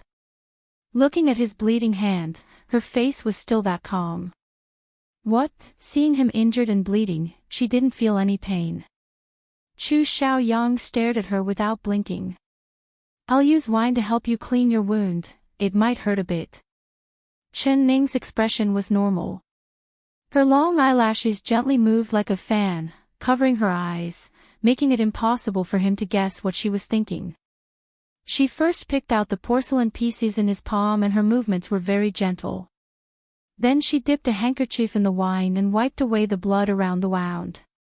The wine inevitably entered the wound and it brought a burning pain. Chu Xiaoyang's heart was filled with a sweet feeling. Her careful movements and focused eyes made him feel an indescribable sweetness. His lips couldn't help curling into a smile. The eldest princess saw this and she muttered in her heart. This brat's wound is so deep, if he uses wine to clean it, how painful would it be? But he can still smile. Is he stupid? She followed his gaze and saw that his eyes were staring right at Chen Ning's face. Even if she was slow, she could still understand why Chu Xiaoyang was smiling.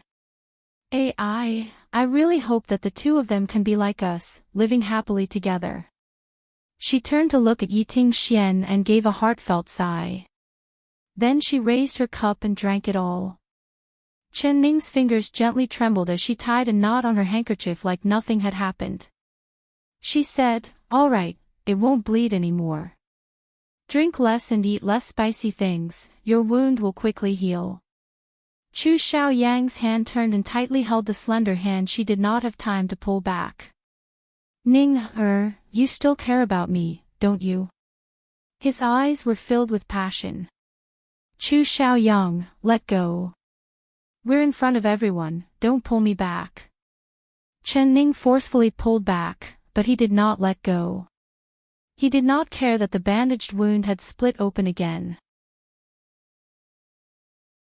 Blood dyed the handkerchief and her hand red. Not why, this king, Chen Ning Yang, Chen was, Chen.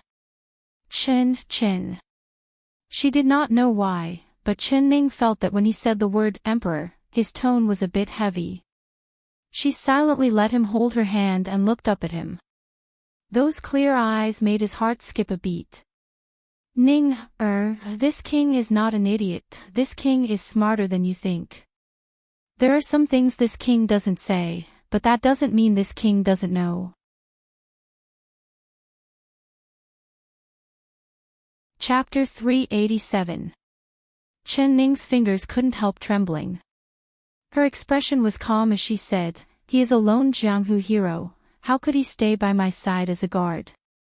If he wants to leave, he can leave. If he wants to stay, he can stay. What, do you want to take revenge on him?" Chu Xiaoyang's left hand in his sleeve unconsciously clenched. He did not ignore her slight tremble just now. He had guessed it right.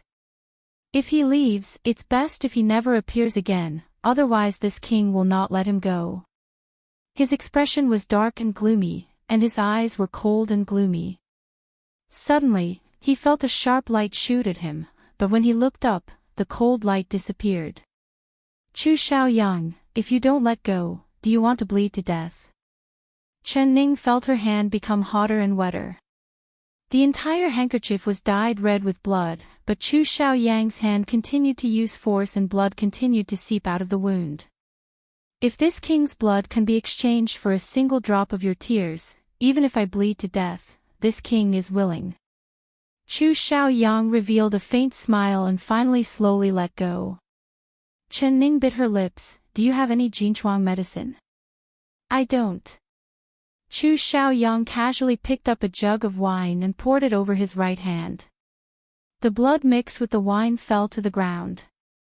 Was it painful? He did not feel any pain at all. He smiled as he used his teeth to tear off a piece of his clothes and tightly wrapped it around his hand. This kind of ugly and terrifying wound, he did not want her to see it.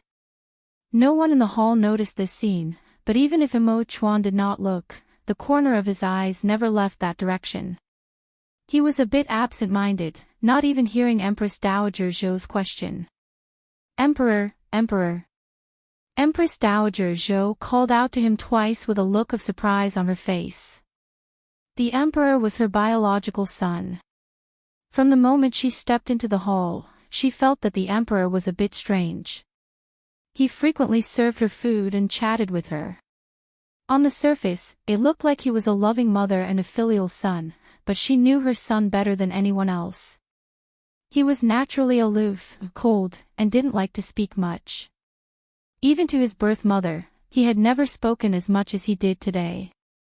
Could it be that what Xiao Si said wasn't wrong and the emperor's heart was moved? Empress Dowager Zhou was an experienced person. She carefully looked at Imo Chuan and found his abnormality. He was obviously absent-minded, and his eyes kept glancing down the hole. What was below the hole? Naturally, it was filled with young girls who were more beautiful than flowers, fresh and tender. Empress Dowager Zhou pursed her lips and smiled. She remembered the reason she came here today. Mother, why are you calling your son? Imo Chuan came back to his senses. This widow's old eyes are blurred. There are hundreds of flowers blooming today, but this widow cannot see which flower is the most beautiful. Emperor, can you help this widow pick out the most fragrant and beautiful flower? Empress Dowager Zhou said with a smile. Reporting to mother, your son has never liked flowers, I can't tell which flower is the most beautiful. Imo Chuan was very smart, immediately understanding Empress Dowager Zhou's meaning, directly rejecting her. Empress Dowager Zhou was not annoyed. She narrowed her eyes and looked at the group of young girls in the hall. She saw that they were all beautiful. She smiled and said, "It's rare for the ladies to come to the palace, so I have prepared some gifts for all of you. Chuanxi, take out my gifts and give them to all of you." The maidservant standing behind her answered and brought out a tray with a dozen or so finely crafted phoenix hairpins on it. Everyone present revealed a knowing smile. Hearing Empress Dowager Zhou's meaning, she was going to personally choose a concubine for the emperor.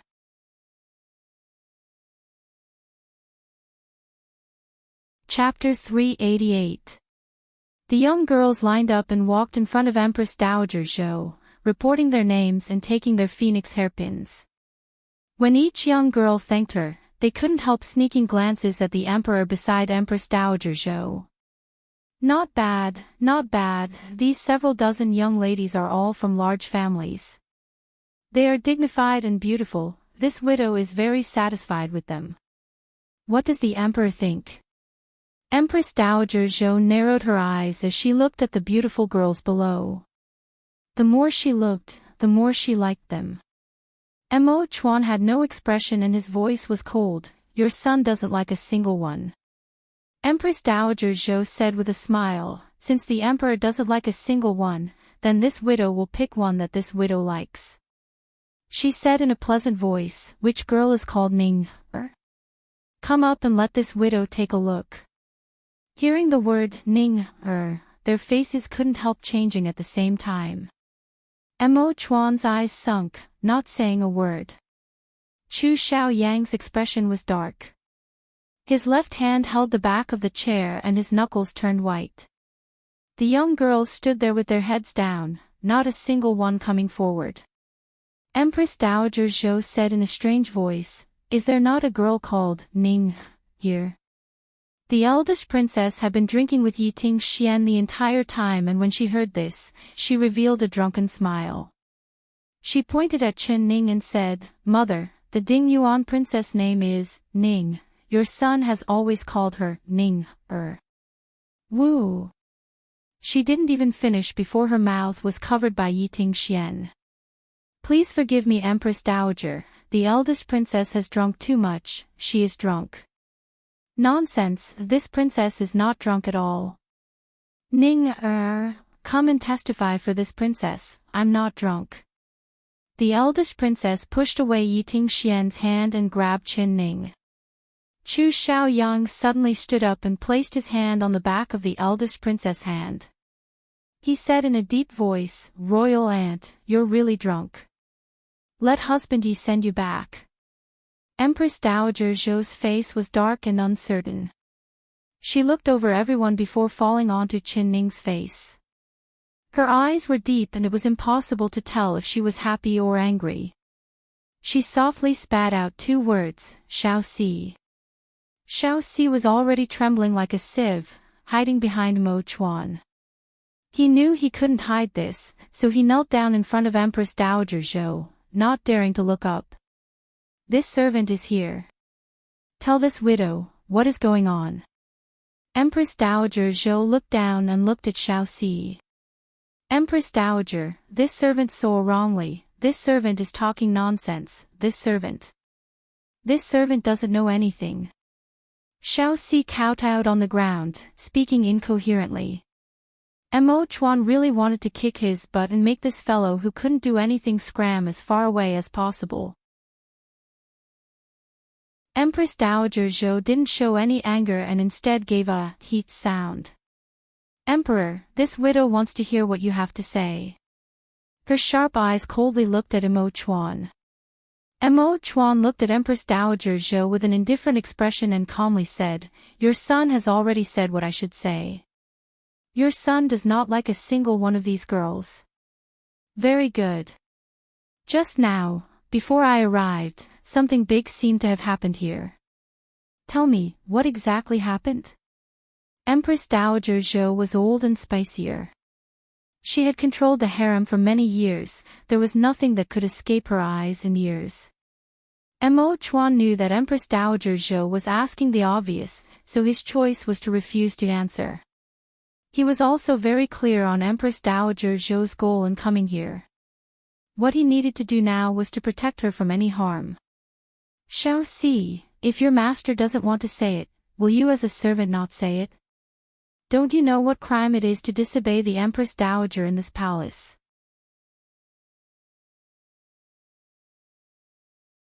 Chapter 389. Xiaoxi's body violently trembled. The Empress Dowager's words were filled with killing intent. If he didn't say it, even if the Emperor trusted him, he wouldn't be able to keep his head. Reporting to the Empress Dowager, this servant really didn't see or hear anything. Xiaoxi braced himself. He would rather lose his head than betray his master. All right, Xiaoxi, stand up. For your master to have such a loyal servant like you, this widow is happy for the emperor. Empress Dowager Zhou's words changed and Xiaoxi almost did not dare believe his ears. This widow has been sick recently and missed such a joyous event, it is truly shameful. King Dingyuan, I heard that not only did you marry a princess, you also took in a concubine. You must have brought them into the palace, so bring them over for this widow to see. This widow still has a reward for them. Empress Dowager Zhou said with a gentle expression. Ever since the eldest princess said Qin Ning's name, Chu Xiaoyang's face had turned as dark as water. Hearing this, it became even darker. He did not say a word as he pulled Qin Ning in front of Empress Dowager Zhou and bowed down. Greetings, Empress Dowager. This is the Princess Qin. The concubine Qin Baiyun has made a mistake and the emperor has already imprisoned her in the cold palace. Oh, Qin. Come forward and let this widow take a good look. Empress Dowager Zhou did not ask what Qin Baiyun had done, it was clear she already knew. It was just King Dingyuan and his princess leaving, it was not a big matter for her to worry about at all. But Empress Dowager Zhou never would have thought that this Dingyuan princess would have a relationship with her son. This was something she could not allow. Chen Ning took 2 steps forward and slightly raised her head. She lowered her brows, letting Empress Dowager Zhou see her face. She did not need to look up to know that there was no good coming. You really are a peerless beauty, even prettier than a painting. King Dingyuan is truly blessed. Empress Dowager Zhou smiled as she praised. She took out a crystal-clear jade bracelet and personally placed it on Qin Ning's hand. Many thanks for the Empress Dowager's reward. Qin Ning lowered her eyes in thanks. After sitting for this long, this widow is also tired, but to be able to see a girl prettier than the flowers in the royal garden, this widow's trip was not in vain. Emperor, are you willing to send this widow back to the palace? Empress Dowager Zhou slowly stood up. Everyone was stunned. The Empress Dowager was leaving just like this. They were all prepared for a storm, but they never thought that it would be calm. Empress Qin, Empress Chuan. Empress Dowager Qin was to King Dowager Zhou. Empress Dowager Zhou patted the back of his hand and nodded. She turned to Chu Xiaoyang with a smile and said, King Ding Yuan, you've married such a beautiful girl as your princess, so you have to properly cherish her. With such a beautiful girl, you should bring her back to your palace as soon as possible. It wouldn't be good if she was targeted by others. Their faces. Ning's. Chen Ning thought in her heart that old Ginger really was spicy. Empress Dowager Zhou's expression did not change, but she already knew everything. With a single sentence, she pushed herself back to Chu Xiaoyang's side. With, he. To, he.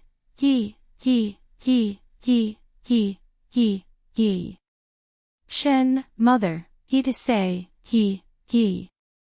To, dowager, emt. Mother. Mo Chuan's brows knit as he was interrupted by Empress Dowager Zhou. Emperor, a husband and wife quarreling isn't a big matter. As King Ding Yuan's elder, you should be happy for King Ding Yuan and his wife's love. The Ding Yuan princess wanting to go back to her maternal family was just something she said out of anger. How could you be so muddled? Listen to this widow and let this husband and wife return to the palace. In less than 3 days, they will be very loving. King Ding Yuan, don't you agree?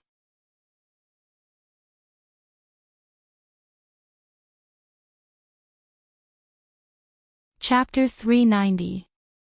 Empress Dowager, please be assured. This minister will treat the princess well and will not let her suffer any grievances. Chu Xiaoyang immediately replied. That's right, that's right. With King Ding Yuan's words, what is there for the emperor to be worried about? Come, send this widow back to the palace. Empress Dowager Zhou's thin fingers tightly gripped Mo Chuan's wrist, but Mo Chuan did not move. Mother. Emperor, you won't even listen to this widow's words.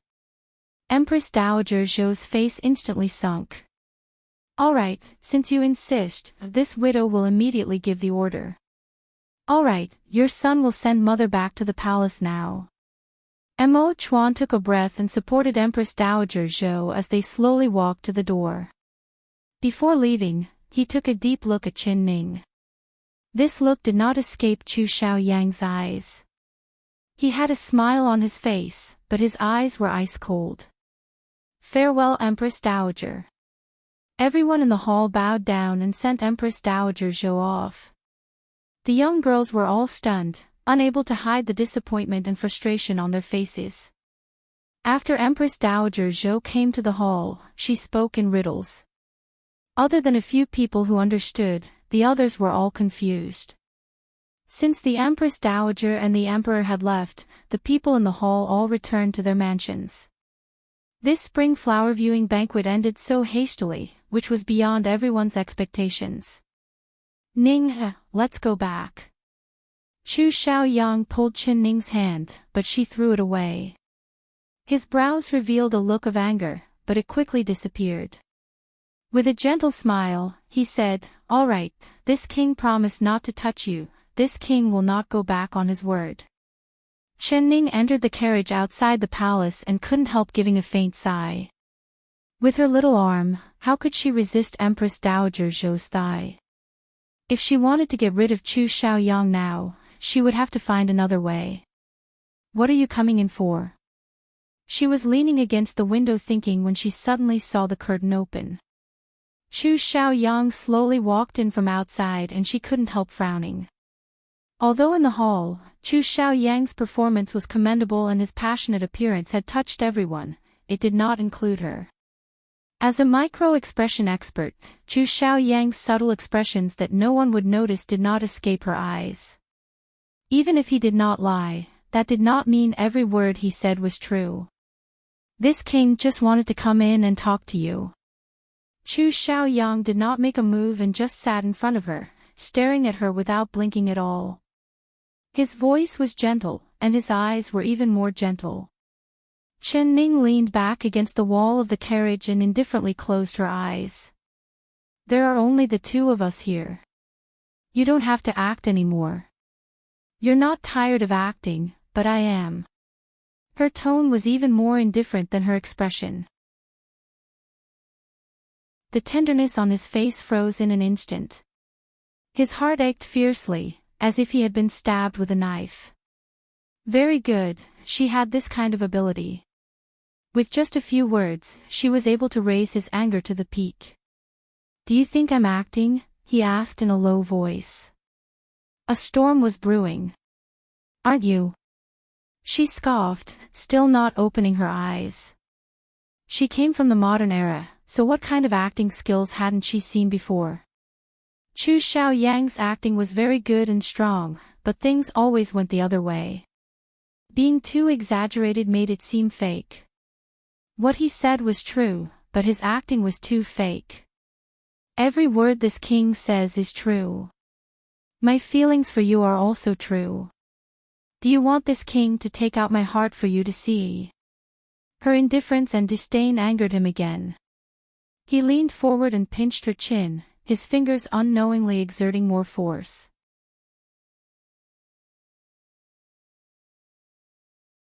Chapter 391. Ning, this king wants to treat you well, so it's best if you don't challenge this king's bottom line. He tightly pursed his lips. Chen Ning was already too lazy to look at him and looked out the window. He grabbed her chin again and forced her to look up at him. This king is clearly telling you, you are my, Chu Xiaoyang's woman and will be for your entire life. 8 years ago, you and I formed an inseparable bond. In your eyes, other than me, there will never be a second man. She raised the corner of her lips mockingly and glanced at him coldly. Chu Xiaoyang, I thought you had changed into a different person, but I never thought that you would reveal your true face this quickly. It's better for you to be like this. The you wearing that mask makes me feel disgusted with a single glance. Chu Xiaoyang revealed a smile instead of being angry. He forcefully grabbed her chin and the anger in his eyes became even stronger. You feel disgusted seeing this king, but who doesn't feel disgusted seeing the emperor? Do you think that the emperor is better looking than me? That you fall in love with him at first sight? His anger caused his fingers to slide down to her slender neck, pressing her against the hard, cold wall of the car. Speak, what did you do when you met in the royal study? He enunciated each word and his eyes were filled with a terrifying cold light. He thought of the dress she had changed for no reason, the veil she had taken off, and the way the emperor looked at her. His heart was being bitten by a poisonous snake of jealousy. Chen Ning couldn't breathe and her face turned red. Her eyes unyieldingly stared at him and her lips moved a few times, but she couldn't make a sound. What do you want to say? Chu Xiaoyang's fingers slightly loosened and a trace of hope flashed in his eyes, but it was instantly extinguished by his anger. He used even more strength to grip her neck.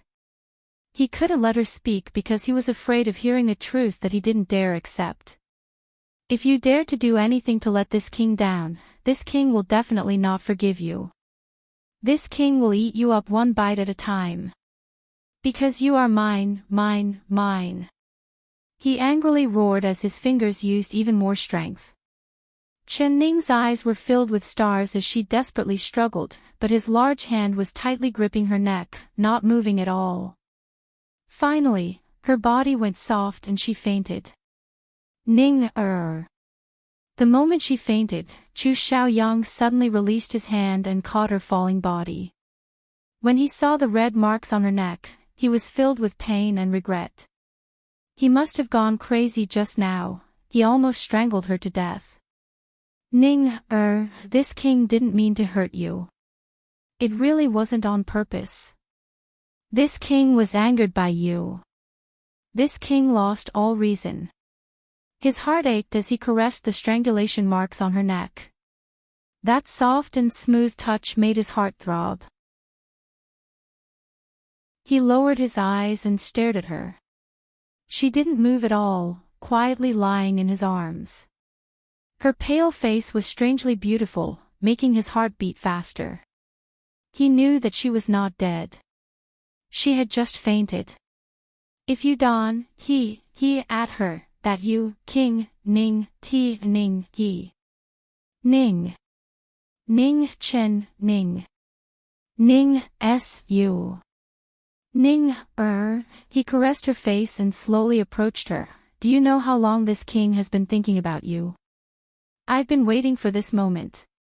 8 years, this king has been thinking about you for an entire 8 years. His hot breath hit her face. His lips gently touched her face, as if he was tasting delicious food, one small bite at a time.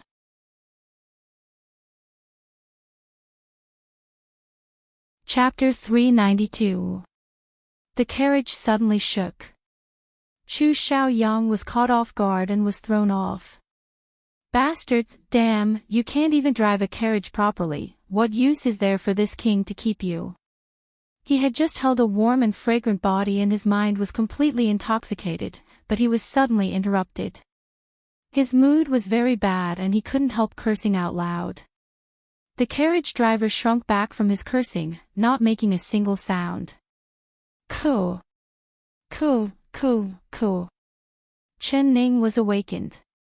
She rubbed her aching neck and forcefully coughed. Chi. With the crisp sound of clothes tearing, she felt her left arm go cold. Her sleeve had been torn by Chu Xiaoyang, revealing half of her snow-white as jade arm. Very good, you're still clean. He stared at the blood-red chastity mark and revealed a satisfied smile. Chu Xiaoyang, you're shameless. Chen Ning instantly understood what he meant. Her face turned completely red, almost dripping blood. Shameless. This king will let you see what true shamelessness is. He smiled evilly and pounced over like an agile cheetah, pushing her down onto the floor of the carriage. The horse pulling the carriage suddenly let out a whinny and the carriage swayed back and forth. The carriage driver was so scared that he almost dropped his whip. He did not dare breathe and did not dare look back. His heart was wondering what His Highness was doing. After all, they were on a crowded street. Chu Xiaoyang, you're crazy. Chen Ning angrily stared at him. His heavy body was tightly pressed against her, making it hard for her to breathe again. She did not struggle. In this situation, the more she struggled, the more it would irritate him. She could already see the wild beast-like glow in his eyes. That's right, this king is indeed crazy. I've gone crazy for you. He gave a fiendish gritted smile and heavily gasped for breath. It was like his entire body was on fire. The moving carriage and the noisy crowd, as well as her soft body beneath him, made him feel a strange excitement. He could not control himself anymore. Bastard! Chen Ning raised her hand and forcefully sent a palm at him. He easily grabbed her wrist and together with her other hand, he held it firmly above her head, not allowing her to move at all. You better shout loudly and use all your strength. This king does not mind pulling down the curtains and letting the citizens of the city see how much this king loves his princess. Chu Xiaoyang, you're not a man. Her body trembled with anger at his shamelessness. Whether this king is a man or not, you'll soon know. He impatiently untied the knot on her dress. His 5 fingers turned into claws and with a tchi-la sound, he tore her clothes in half. Chen Ning's heart almost jumped out of her chest. Stop him. She had to think of a way to stop him. He touched her pants and tore it open. His calloused fingers slowly slid up her smooth calf. Ning, you might feel a lot of pain, but only pain can make you remember that this king is your first man, and also your last man. Chu Shaoqin. Chu Xiaoyang, stop, stop. She's dead, the Qin Ning that saved you 8 years ago, she's already dead. She finally forcefully shouted out. Oh. He paused for a moment, then smiled. Qin Dai. Then who am I hugging, is it a ghost? His thin lips came close to her and he revealed an evil and careless smile. Even if you're a ghost, this king doesn't care.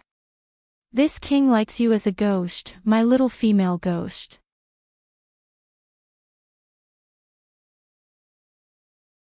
Chapter 393. Chen Ning suddenly gave a gentle laugh. Her laugh was soft and charming, making his heart skip a beat. When he looked up, he saw her lying down on top of him. Her charming smile was enough to captivate his soul. Even if it's a ghost, you still like it. All right, then take out your heart for me to see. If it's true, then I'll believe you. Isn't it easy to see this king's heart? This king will show you now. He raised his upper body and tore off his deep purple robe, revealing his strong and muscular chest.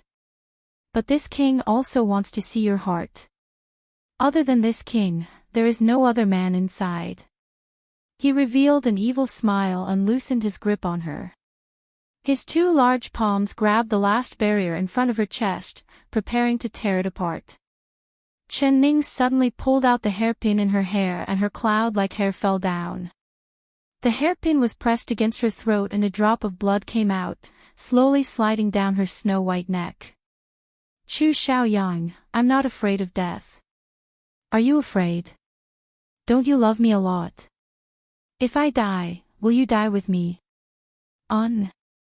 She raised her face and revealed a flower-like smile as she slowly said this. Chu Xiaoyang was stunned and all the muscles in his body turned stiff. Chen Ning. Don't force me. He spat out these words through gritted teeth. I'm only giving you a chance to show your love for me. What, you can't act anymore? Or you're not willing to act anymore? I'm telling you, even if I, Chen Ning, become a ghost, I'm not willing to be your woman. Don't you like ghosts? Then I'll become a ghost and see how you love me. Chen Ning's eyes turned cold as she stabbed the hairpin into her flesh, forcefully stabbing it in. Mo Chuan held Empress Dowager Zhou's hand and walked step by step into her palace. You can all leave. Empress Dowager Zhou sent everyone away. There was only her and Mo Chuan left in the large palace. She slightly raised her chin and her eyes turned cold. She coldly spat out two words, kneel down. Mo Chuan's back was straight and his face was calm. Your son did not do anything wrong, why do I need to kneel?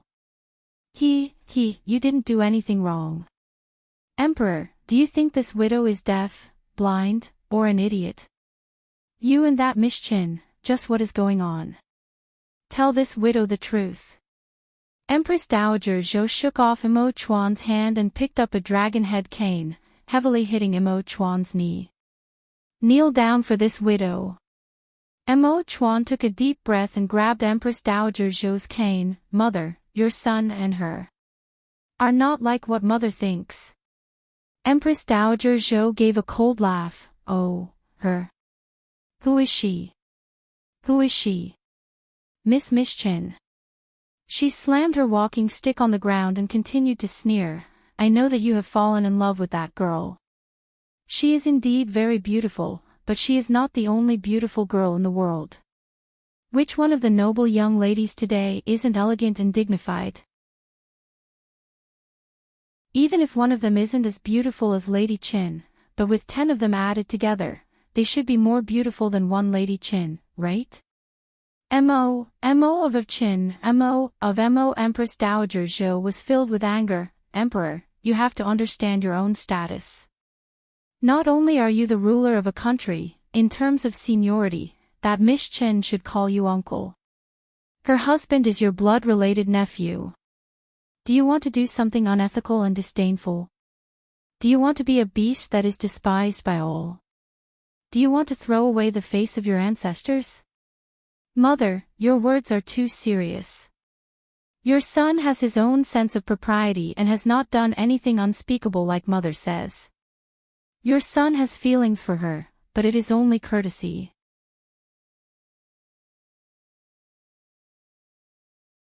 Chapter 394. Emperor. You actually have the face. Empress Dowager Zhou's body trembled with anger. She pointed at Mo Chuan and scolded, she is your junior and your nephew's princess. You actually have the face to say that you only have feelings for her and that you only have etiquette. You should be avoiding her like a snake, not even touching her, don't even think about it. How did this widow give birth to such a stupid thing like you? Today this widow will beat a beast like you who doesn't know human relations to death, otherwise this widow will have no face to see my ancestors after I die. She raised her dragon head cane and slammed it down at Imo Chuan's back. Imo Chuan's back turned stiff, but he became even straighter, allowing Empress Dowager Zhou's cane to hit him again and again. Mother, your son didn't do anything wrong. You didn't do anything wrong, so isn't this widow in the wrong? Empress Dowager Zhou leaned on her cane while panting. You refused to have an empress and didn't even want to marry a concubine, so this widow let you be. Who would have thought that you would like your nephew's princess? You still have the nerve to say that you didn't do anything wrong. Mother, do you really believe that King Ding Yuan is sincere towards her and won't harm her? It doesn't matter if this widow believes it or not, the important thing is that she is King Ding Yuan's princess. It doesn't matter if King Ding Yuan is good to her or not, it is her life. There is no need for an emperor like you to have tender feelings for the fairer sex and stand up for her. Empress Dowager Zhou sternly reprimanded. If you want to have tender feelings for the fairer sex, you can pick any girl in the world and choose anyone you want, so why do you have to be moved by someone else's woman? If she really was married, as long as you like her, this widow wouldn't stop you, but she is King Ding Yuan's princess. You can touch any woman in the world, but she is the only one you can't touch. Saying this, Empress Dowager Zhou's tone suddenly changed. Emperor, you wouldn't have forgotten how you obtained the throne, right? Imo Chuan's body heavily trembled. He slowly clenched his fists and looked at Empress Dowager Zhou. Your son hasn't forgotten, how could your son forget? Your son clearly remembers, but your son will not let her suffer in King Ding Yuan's hands for a trivial emperor's position. So, please forgive your son for being unfilial.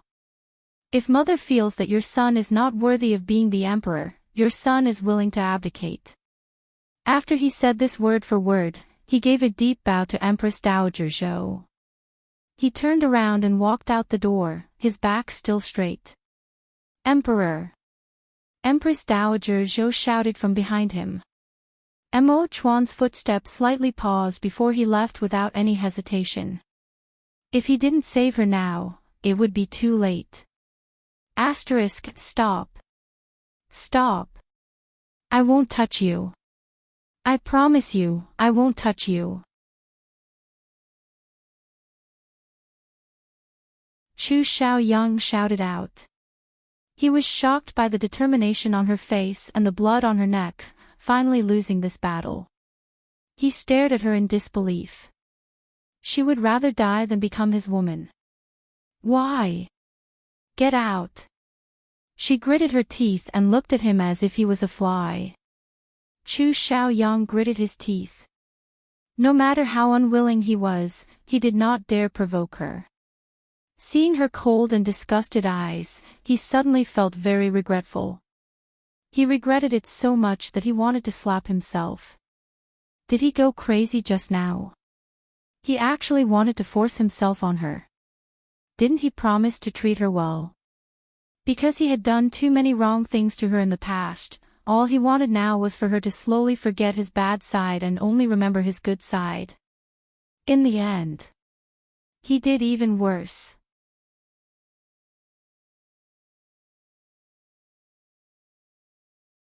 Chapter 395. This king will keep his word and will not touch a single finger of yours. This king's heart for you will always be the same, this king will slowly prove it to you. He said this as he backed out of the carriage. Scum! Chen Ning spat out. She put away the phoenix hairpin and suddenly pricked up her ears. She heard the sound of horse hooves in the distance, like they were heading straight for her carriage. Chu Xiaoyang looked up and couldn't help being a little surprised. This group of people were wearing bright armor, it was actually a group of royal guards. They appeared in front of them like a whirlwind, surrounding the carriage.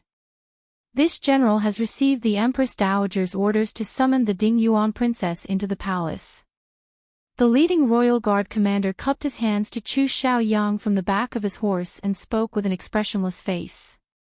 Why is the Empress Dowager summoning this king's princess into the palace? Chu Xiaoyang knit his brows and was filled with doubt. This general does not know, this general is only following orders. The royal guard commander replied in a neither servile nor overbearing manner as he waved his hand. A black-clothed and black-armored royal guard jumped onto the carriage and took the whip from the horse driver's hand. He kicked the horse driver off the carriage and whipped the horse, quickly driving the carriage in the direction of the palace. Chu Xiaoyang was stunned as he watched the group of royal guards surround the carriage. It became smaller and smaller, quickly disappearing from his line of sight. After a while, he finally reacted. He angrily jumped onto the back of his horse and chased after the carriage. Damn, the Empress Dowager couldn't have gone senile and wanted to help the emperor's son steal his woman, right? He and his horse were stopped outside the palace gates. Why can't you let this king enter the palace? This king is King Dingyuan, this king has the royal palace entry token. He angrily said. Please calm your highness, this subordinate is only doing his duty. Please show your highness the token, and after this subordinate has checked it, naturally your highness will be allowed to enter the palace. The guard at the gate said with a smile. Chu Xiaoyang's lungs almost exploded from anger when he heard this, and he almost cursed out loud. Why would he need a token to enter the palace? His face was the token. In the past, as long as all the guards saw him, they would bow and greet him from afar and open the palace gates. Today, he actually said such nonsensical words. All right, this king will show you the token. Open your dog eyes and look carefully. He reached out to touch the token, but who would have thought that he would touch nothing? Today, he was invited to attend the banquet in the palace. How could he superfluously wear a waist token? If your highness didn't bring your waist token, I have to do business. Please forgive me, your highness. The guard smiled, but his palm was pressed on the waist knife. All right, this king will go back to the palace to get the token. Just wait for this king. Chu's face turned livid as he angrily charged out. When he returned with the waist token, he still couldn't enter the inner city of the palace. The reason this time was, the time has come. The time, the token, the time. The emperor person. King, the king, I ding king. The Empress Dowager wouldn't keep this king's princess in the palace overnight, right? This subordinate doesn't know. Since the princess has been summoned by the Empress Dowager, if the Empress Dowager can keep the princess for a night, it means that the Empress Dowager is very fond of the princess. This is a good thing that others can only envy. Your highness does not need to worry, this subordinate should congratulate your highness. The guard said with a smile. Congratulate your mother.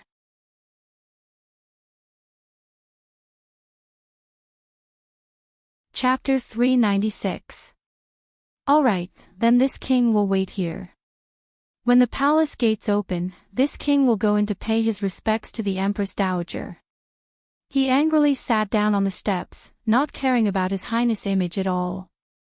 The guard helplessly said, according to the rules of the palace, no one can stay at the palace gates without an order. If your highness wants to pay his respects to the Empress Dowager, how about you wait somewhere else? Chu Xiaoyang suddenly thought of a place and said with a cold laugh, all right, since I can't enter the inner city, then this king can stay in the outer city, right? Of course, your highness, please go ahead. Chu Xiaoyang took a large step forward and headed in a certain direction. Chen Baiyun, it's all because of you cheap servant that this king has missed his most beloved woman. Now, what you owe this king will take it back from you bit by bit.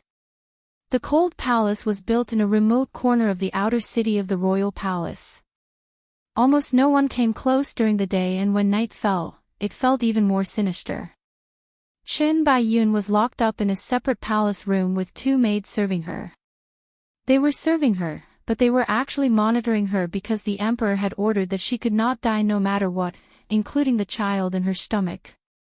The doctor had just taken her pulse and left. A maid was sitting in the corner brewing medicine and another maid was standing in front of the bed feeding her. Chen Baiyun could not eat at all. Her eyes were completely red and her tears had already dried up. After eating a few mouthfuls, she shook her head and stopped eating. Concubine Chen, it's best if you finish this bowl of rice. Otherwise, this servant will feel awkward. The maid coldly said. Chen Baiyun was instantly enraged. She raised her hand and knocked over the bowl of rice. She angrily said, "You cheap servant, you actually dare to use this kind of tone to speak to this concubine?" The maid curled her lips and said in a disdainful voice, "It sounds nice to call you a concubine, but you're just a concubine. What kind of stinky concubine are you putting on? Do you think this is the King Ding Yuan palace? Or do you think you're the princess consort? You. This concubine will slap your cheap mouth." Chen Baiyun was so angry that her eyes turned white. She grabbed a pillow and threw it at her. The maid dodged and grabbed Chen Baiyun's wrist. She impolitely said, Concubine Chen, if you don't eat properly, this servant will tie you up and feed you. Don't blame this servant for reminding you first." Chen Baiyun's eyes popped out. Seeing the fierce face of the maid, she instantly shrank into the bed in fear. She didn't expect that the saying, "A tiger that fell to the plains would be bullied by dogs," would actually fall on her head one day. The maid took an empty bowl and picked up all the rice that had fallen to the ground. Using a spoon to scoop it up, she brought it to Chen Baiyun's mouth. "This food is dirty, I won't eat it." Chen Baiyun was stunned. After being stunned for a while, she angrily turned her head. "It's just a bit of dirt, it's not like it's poisoned. If concubine consort Shen doesn't eat it, then this servant can only use force." The palace maid coldly said. Chen Baiyun's face turned red and her chest filled with anger. She wanted to curse out, but thinking that this was the cold palace and not her territory, what qualifications did she have to act so arrogantly here? "Elder sister, can I trouble you to bring another bowl of rice? I really can't eat this bowl of rice." She softened her voice. A wise man knows when to fight. She would endure it for now. Once she gave birth to a child and tested it with a blood test, humph. The humiliation she had suffered today, she wanted to make them pay 10 times over. There's no more. You have to eat even if you can't.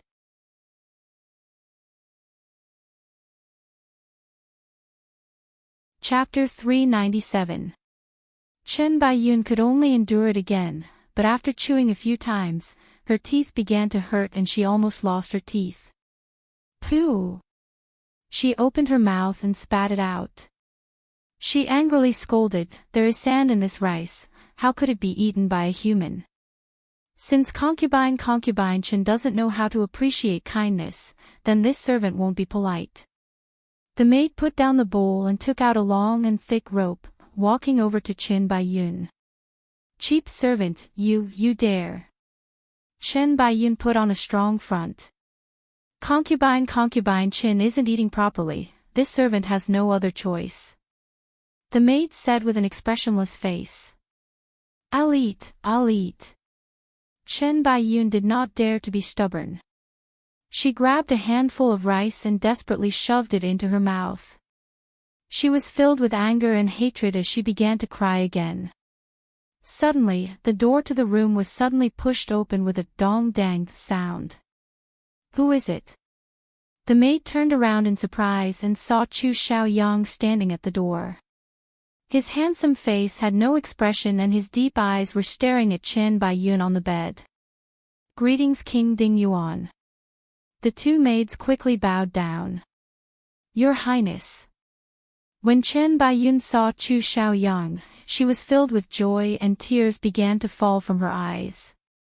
She did not bother to put on her shoes as she jumped off the bed and threw herself into Chu Xiaoyang's embrace. His Highness still loved her. He still came to see her after she was sent to the cold palace. If it wasn't love, then what was it? You've finally come to see Yun-er. Yun-er thought that your Highness was really heartless and didn't want Yun-er anymore. She sobbed and cried. Feeling that Chu Xiaoyang did not push her away, her sobs became even louder and she became even more confident. How could this king be willing to not want you? Didn't this king come to see you? Chu Xiaoyang's voice was as gentle as ever, but his face was cold and expressionless. Chen Baiyun could not see it. She felt an overwhelming sense of happiness. She suddenly pointed at one of the maids and fiercely shouted. Your Highness, this cheap servant is bullying Yun-er. You have to help Yun-er vent her anger and punish her. Oh, how did she bully Yun-er? Tell this king and let this king decide for you. Chu Xiaoyang said in a gentle voice. The palace maid didn't dare to raise her head, her body trembling violently. She spoke rudely and mocked Yun-er. She gave dirty rice to Yun-er and even used a rope to tie Yun-er up. Your Highness, help Yun-er teach her a lesson. Chen Baiyun proudly said. Very good. Chu Xiaoyang casually took off a jade pendant and threw it at the palace maid. You've done very well. This is your reward. Continue doing this in the future. Now, all of you go out. This king has something to say to this slut. Thank you, Your Highness. The maid was pleasantly surprised. She gripped the jade pendant tightly and left with the other maid, closing the door behind them. Your Highness, you. Chen Baiyun could not believe her ears. Her eyes opened wide as she looked up at this handsome but cold man without a trace of warmth. Slut, are you comfortable living in the cold palace? Chu Xiaoyang slightly narrowed his eyes. Chen Baiyun suddenly felt a chill run down her spine and she couldn't help taking a step back. Too scary, this man is really scary. He wouldn't be here to take her life, right? You're only afraid now. When you lied to this king, did you never think that this day would come? Chu Xiaoyang stood in the same spot and calmly looked at her, enjoying the fear on her face. The more scared she was, the more satisfied he felt.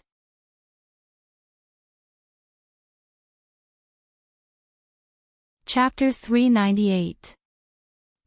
What do you want to do? Chen Baiyun's teeth chattered and her body trembled as she desperately shrank into the corner. This king missed you, so I came to see you. Chu Xiaoyang casually said as he slowly walked over to her. You, don't come over. Chen Baiyun closed her eyes in fear as she loudly shouted. Yun-er, what are you afraid of? This king won't take your life, this king just wants to apply medicine for you. Chu Xiaoyang revealed a soft smile as he took off the veil on her face. Looking at her face covered in pimples and pus, he gave a regretful tsk sound. Such a beautiful face, it's a pity that it has become like this. This king feels sad for you. Yun-er, do you want to see your current appearance? No, I don't want to see. Chen Baiyun trembled as she tightly closed her eyes. You have to see even if you don't want to. Chu Xiaoyang grabbed her hair and dragged her to the dressing table. He threw her in front of the bronze mirror and gave a cold laugh. Chen Baiyun couldn't help opening her eyes. There was no woman in this world that didn't like looking in the mirror, not to mention how beautiful she was in the past. Ah! She suddenly let out a terrifying cry. Who is this ugly monster? Who is it? It's not me. It's not me. she wildly shouted as she grabbed the bronze mirror and threw it. Although the bronze mirror was gone, the ugly, angry, pustular face that made her feel nauseous was still swaying in front of her eyes. She covered her face with her hands and tightly closed her eyes, but that face still appeared in front of her eyes. How about it? Are you satisfied?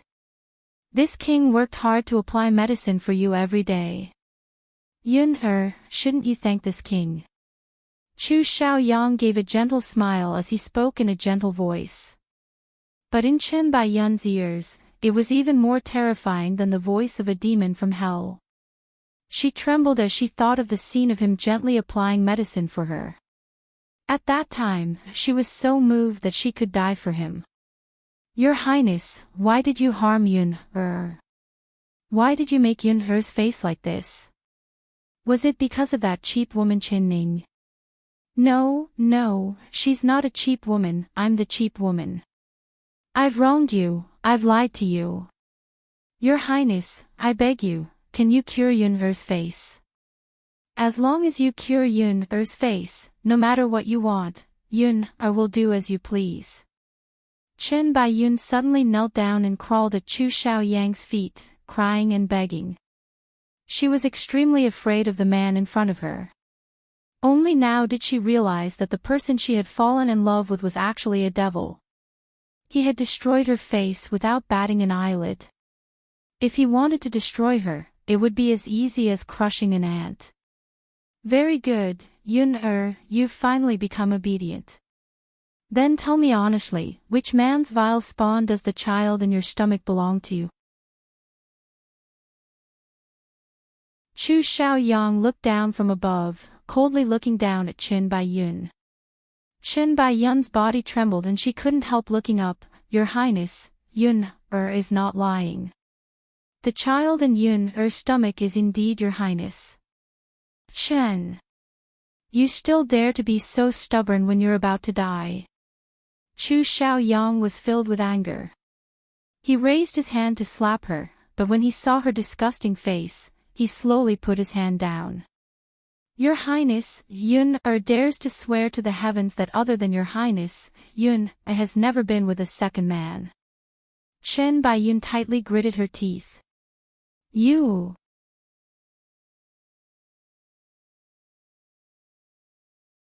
Chapter 399. Very good, since you haven't thought it through yet, this king will give you time to think about it. When you want to say it, just tell this king, but remember, this king does not have much patience, I'm afraid I won't be able to wait for long. With a cold voice, he raised his foot to leave. Your Highness. Chen Baiyun jumped forward and hugged one of his feet. She said while crying, Yun-er's stomach really is your flesh and blood. Chu Xiaoyang lowered his head and patiently said, Are you really not going to tell the truth? This king might as well tell you that the medicine on your face will quickly rot into your skin.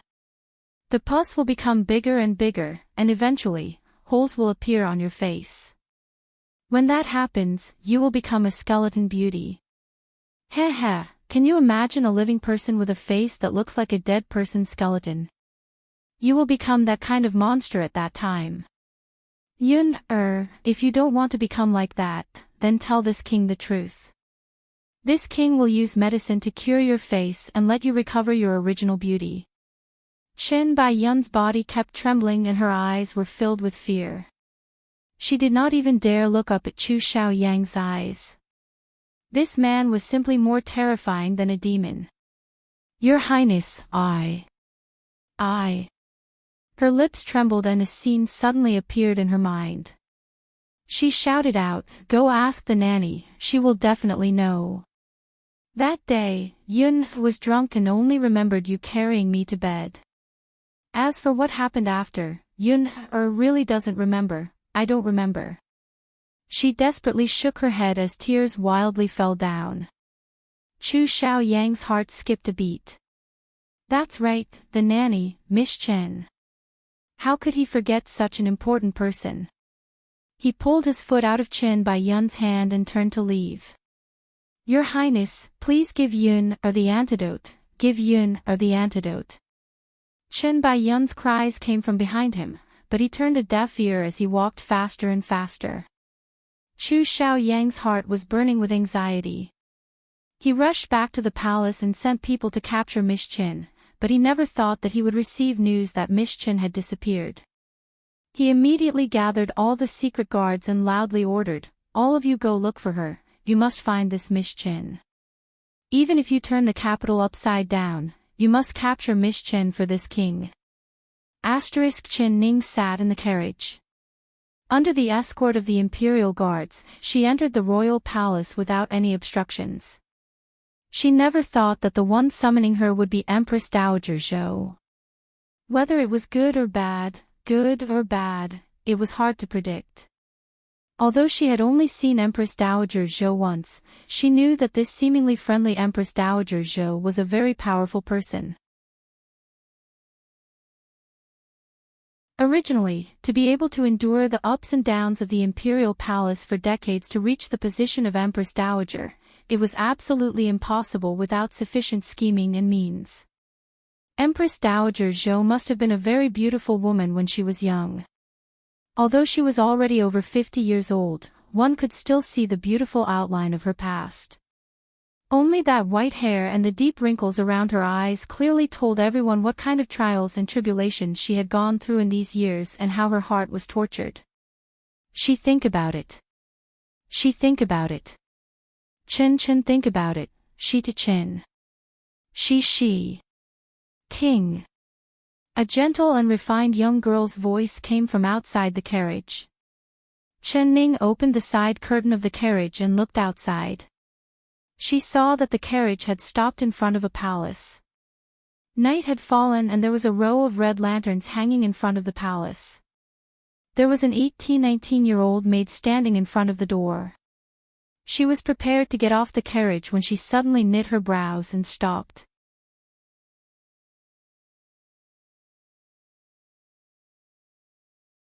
Chapter 400. The curtain was suddenly lifted and the imperial guard driver entered the carriage. He had a tall stature and his back was facing the light, so she couldn't see his face. She could only feel a pair of bright eyes falling onto her body. "Bold. Quickly get out." Chen Ning crossed her arms and coldly shouted. The imperial guard's eyes suddenly darkened. Not only did he not leave, he walked over to her with large steps, taking off his clothes as he walked. She felt as if her scalp was going to explode. Were the imperial guards crazy? She retreated to the corner and could no longer avoid it. "You really are bold. This is the royal palace, you dare do this to me." "Woo!" The imperial guards suddenly moved forward and covered her mouth. "Ning, don't be afraid, it's me." That familiar, mellow voice was like the babbling of water. Chen Ning felt like her acupuncture point had been poked, not moving at all. "Mo Chuan, is it really you?" Her eyes suddenly turned hot. In that moment of despair, she had indeed called out to him in her heart and hoped for him. Then he really appeared. "It's me." Mo Chuan looked at her in this sorry state and his heart filled with pain. He took off his imperial guard's coat and wrapped her up tightly. Carrying her in his arms, he jumped off the carriage and carried her in large strides. "Bold imperial guard, this is the emperor's palace and you dare charge in." The palace maid came forward to stop him, but when she saw Mo Chuan's face, she quickly kneeled down. "Please forgive me, Emperor. Go prepare hot water and new clothes. Quickly." Mo Chuan looked straight ahead as he carried her into the room and carefully placed her on the bed. Chen Ning held on to him, not willing to let go. "Mo Chuan, don't go." His embrace was warm and safe. With him by her side, even if the sky fell down, she wouldn't be afraid. "I won't go, I will always be by your side and protect you. I won't let you be hurt again." He held on to her waist and tightly held her in his embrace. He could feel her body trembling in his embrace and his heart filled with pain again. What had happened to her? What did that bastard do to her? In fact, looking at her almost torn clothes, he could guess what had happened. Damn! That bastard dared to force himself on her. Mo Chuan's teeth began to creak as a murderous rage filled his heart. His eyes narrowed as he stared at the wound on her throat that had been pierced by the golden hairpin. There was a shocking blood stain on it. There was also a clear finger mark on her neck that had a high swollen mark. This one will kill him. His heart filled with pain. Here, does it hurt? It doesn't hurt anymore. I stabbed myself. I know what I'm doing. Chen Ning shook her head. She was not willing to think about that terrifying scene, but when she thought of the crazy Chu Xiaoyang, her body couldn't help trembling. He felt her tremble and his arms tightened around her. In Mo Chuan's embrace, she wasn't afraid, she really wasn't afraid.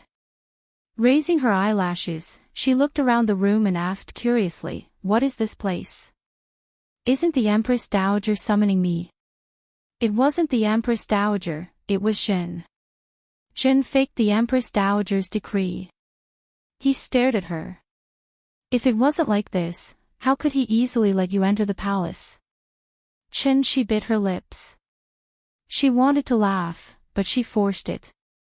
You're not afraid of the Empress Dowager finding out and blaming you. This one isn't afraid. This one was afraid that the edict would be late and that bastard would harm you. I never thought that you would still be injured. Mo Chuan's face was calm, but his eyes were already filled with waves.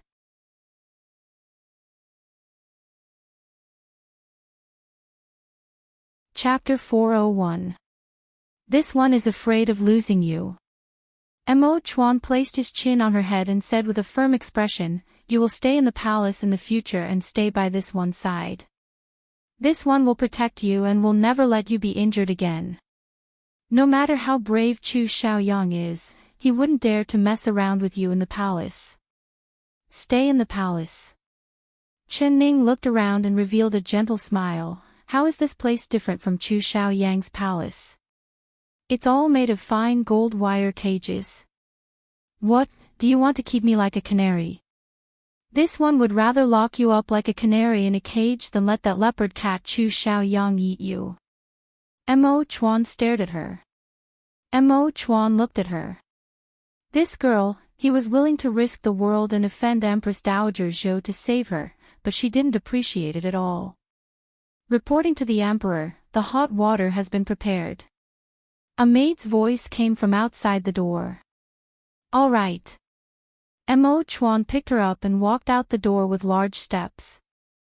Hey, put me down. I can walk on my own. Chen Ning's face turned a little red. Was he going to carry her to take a bath? This one won't let you go. Mo Chuan carried her into the bathroom. The room was warm and steam rose up. Behind the screen was a large bathtub with towels and women's clothes on the side, even underwear and towels were prepared. Beside the bathtub, there were 4 maids standing there with their hands in their hands. Seeing this, Chen Ning's face turned even redder. Mo Chuan, tell them to leave. I'll bathe myself. She was not used to bathing in front of outsiders. Normally when she was bathing, even Xiao Ru was sent outside to guard the door. Everyone leave. Mo Chuan ordered. After the maids left, Mo Chuan put her down. He calmly said, all right, there are no outsiders, you can bathe. Chen Ning did not move at all. Why do you want me to bathe? Her face was pale as she stared at him. Her eyes were especially dark. Do you think I'm dirty after being touched by him? Mo Chuan couldn't help knitting his brows. He looked at her in a good and funny manner. What was going on in this lass's head? This one doesn't care. Even if you really are. This one doesn't care. You will always be clean in my heart. He seriously replied.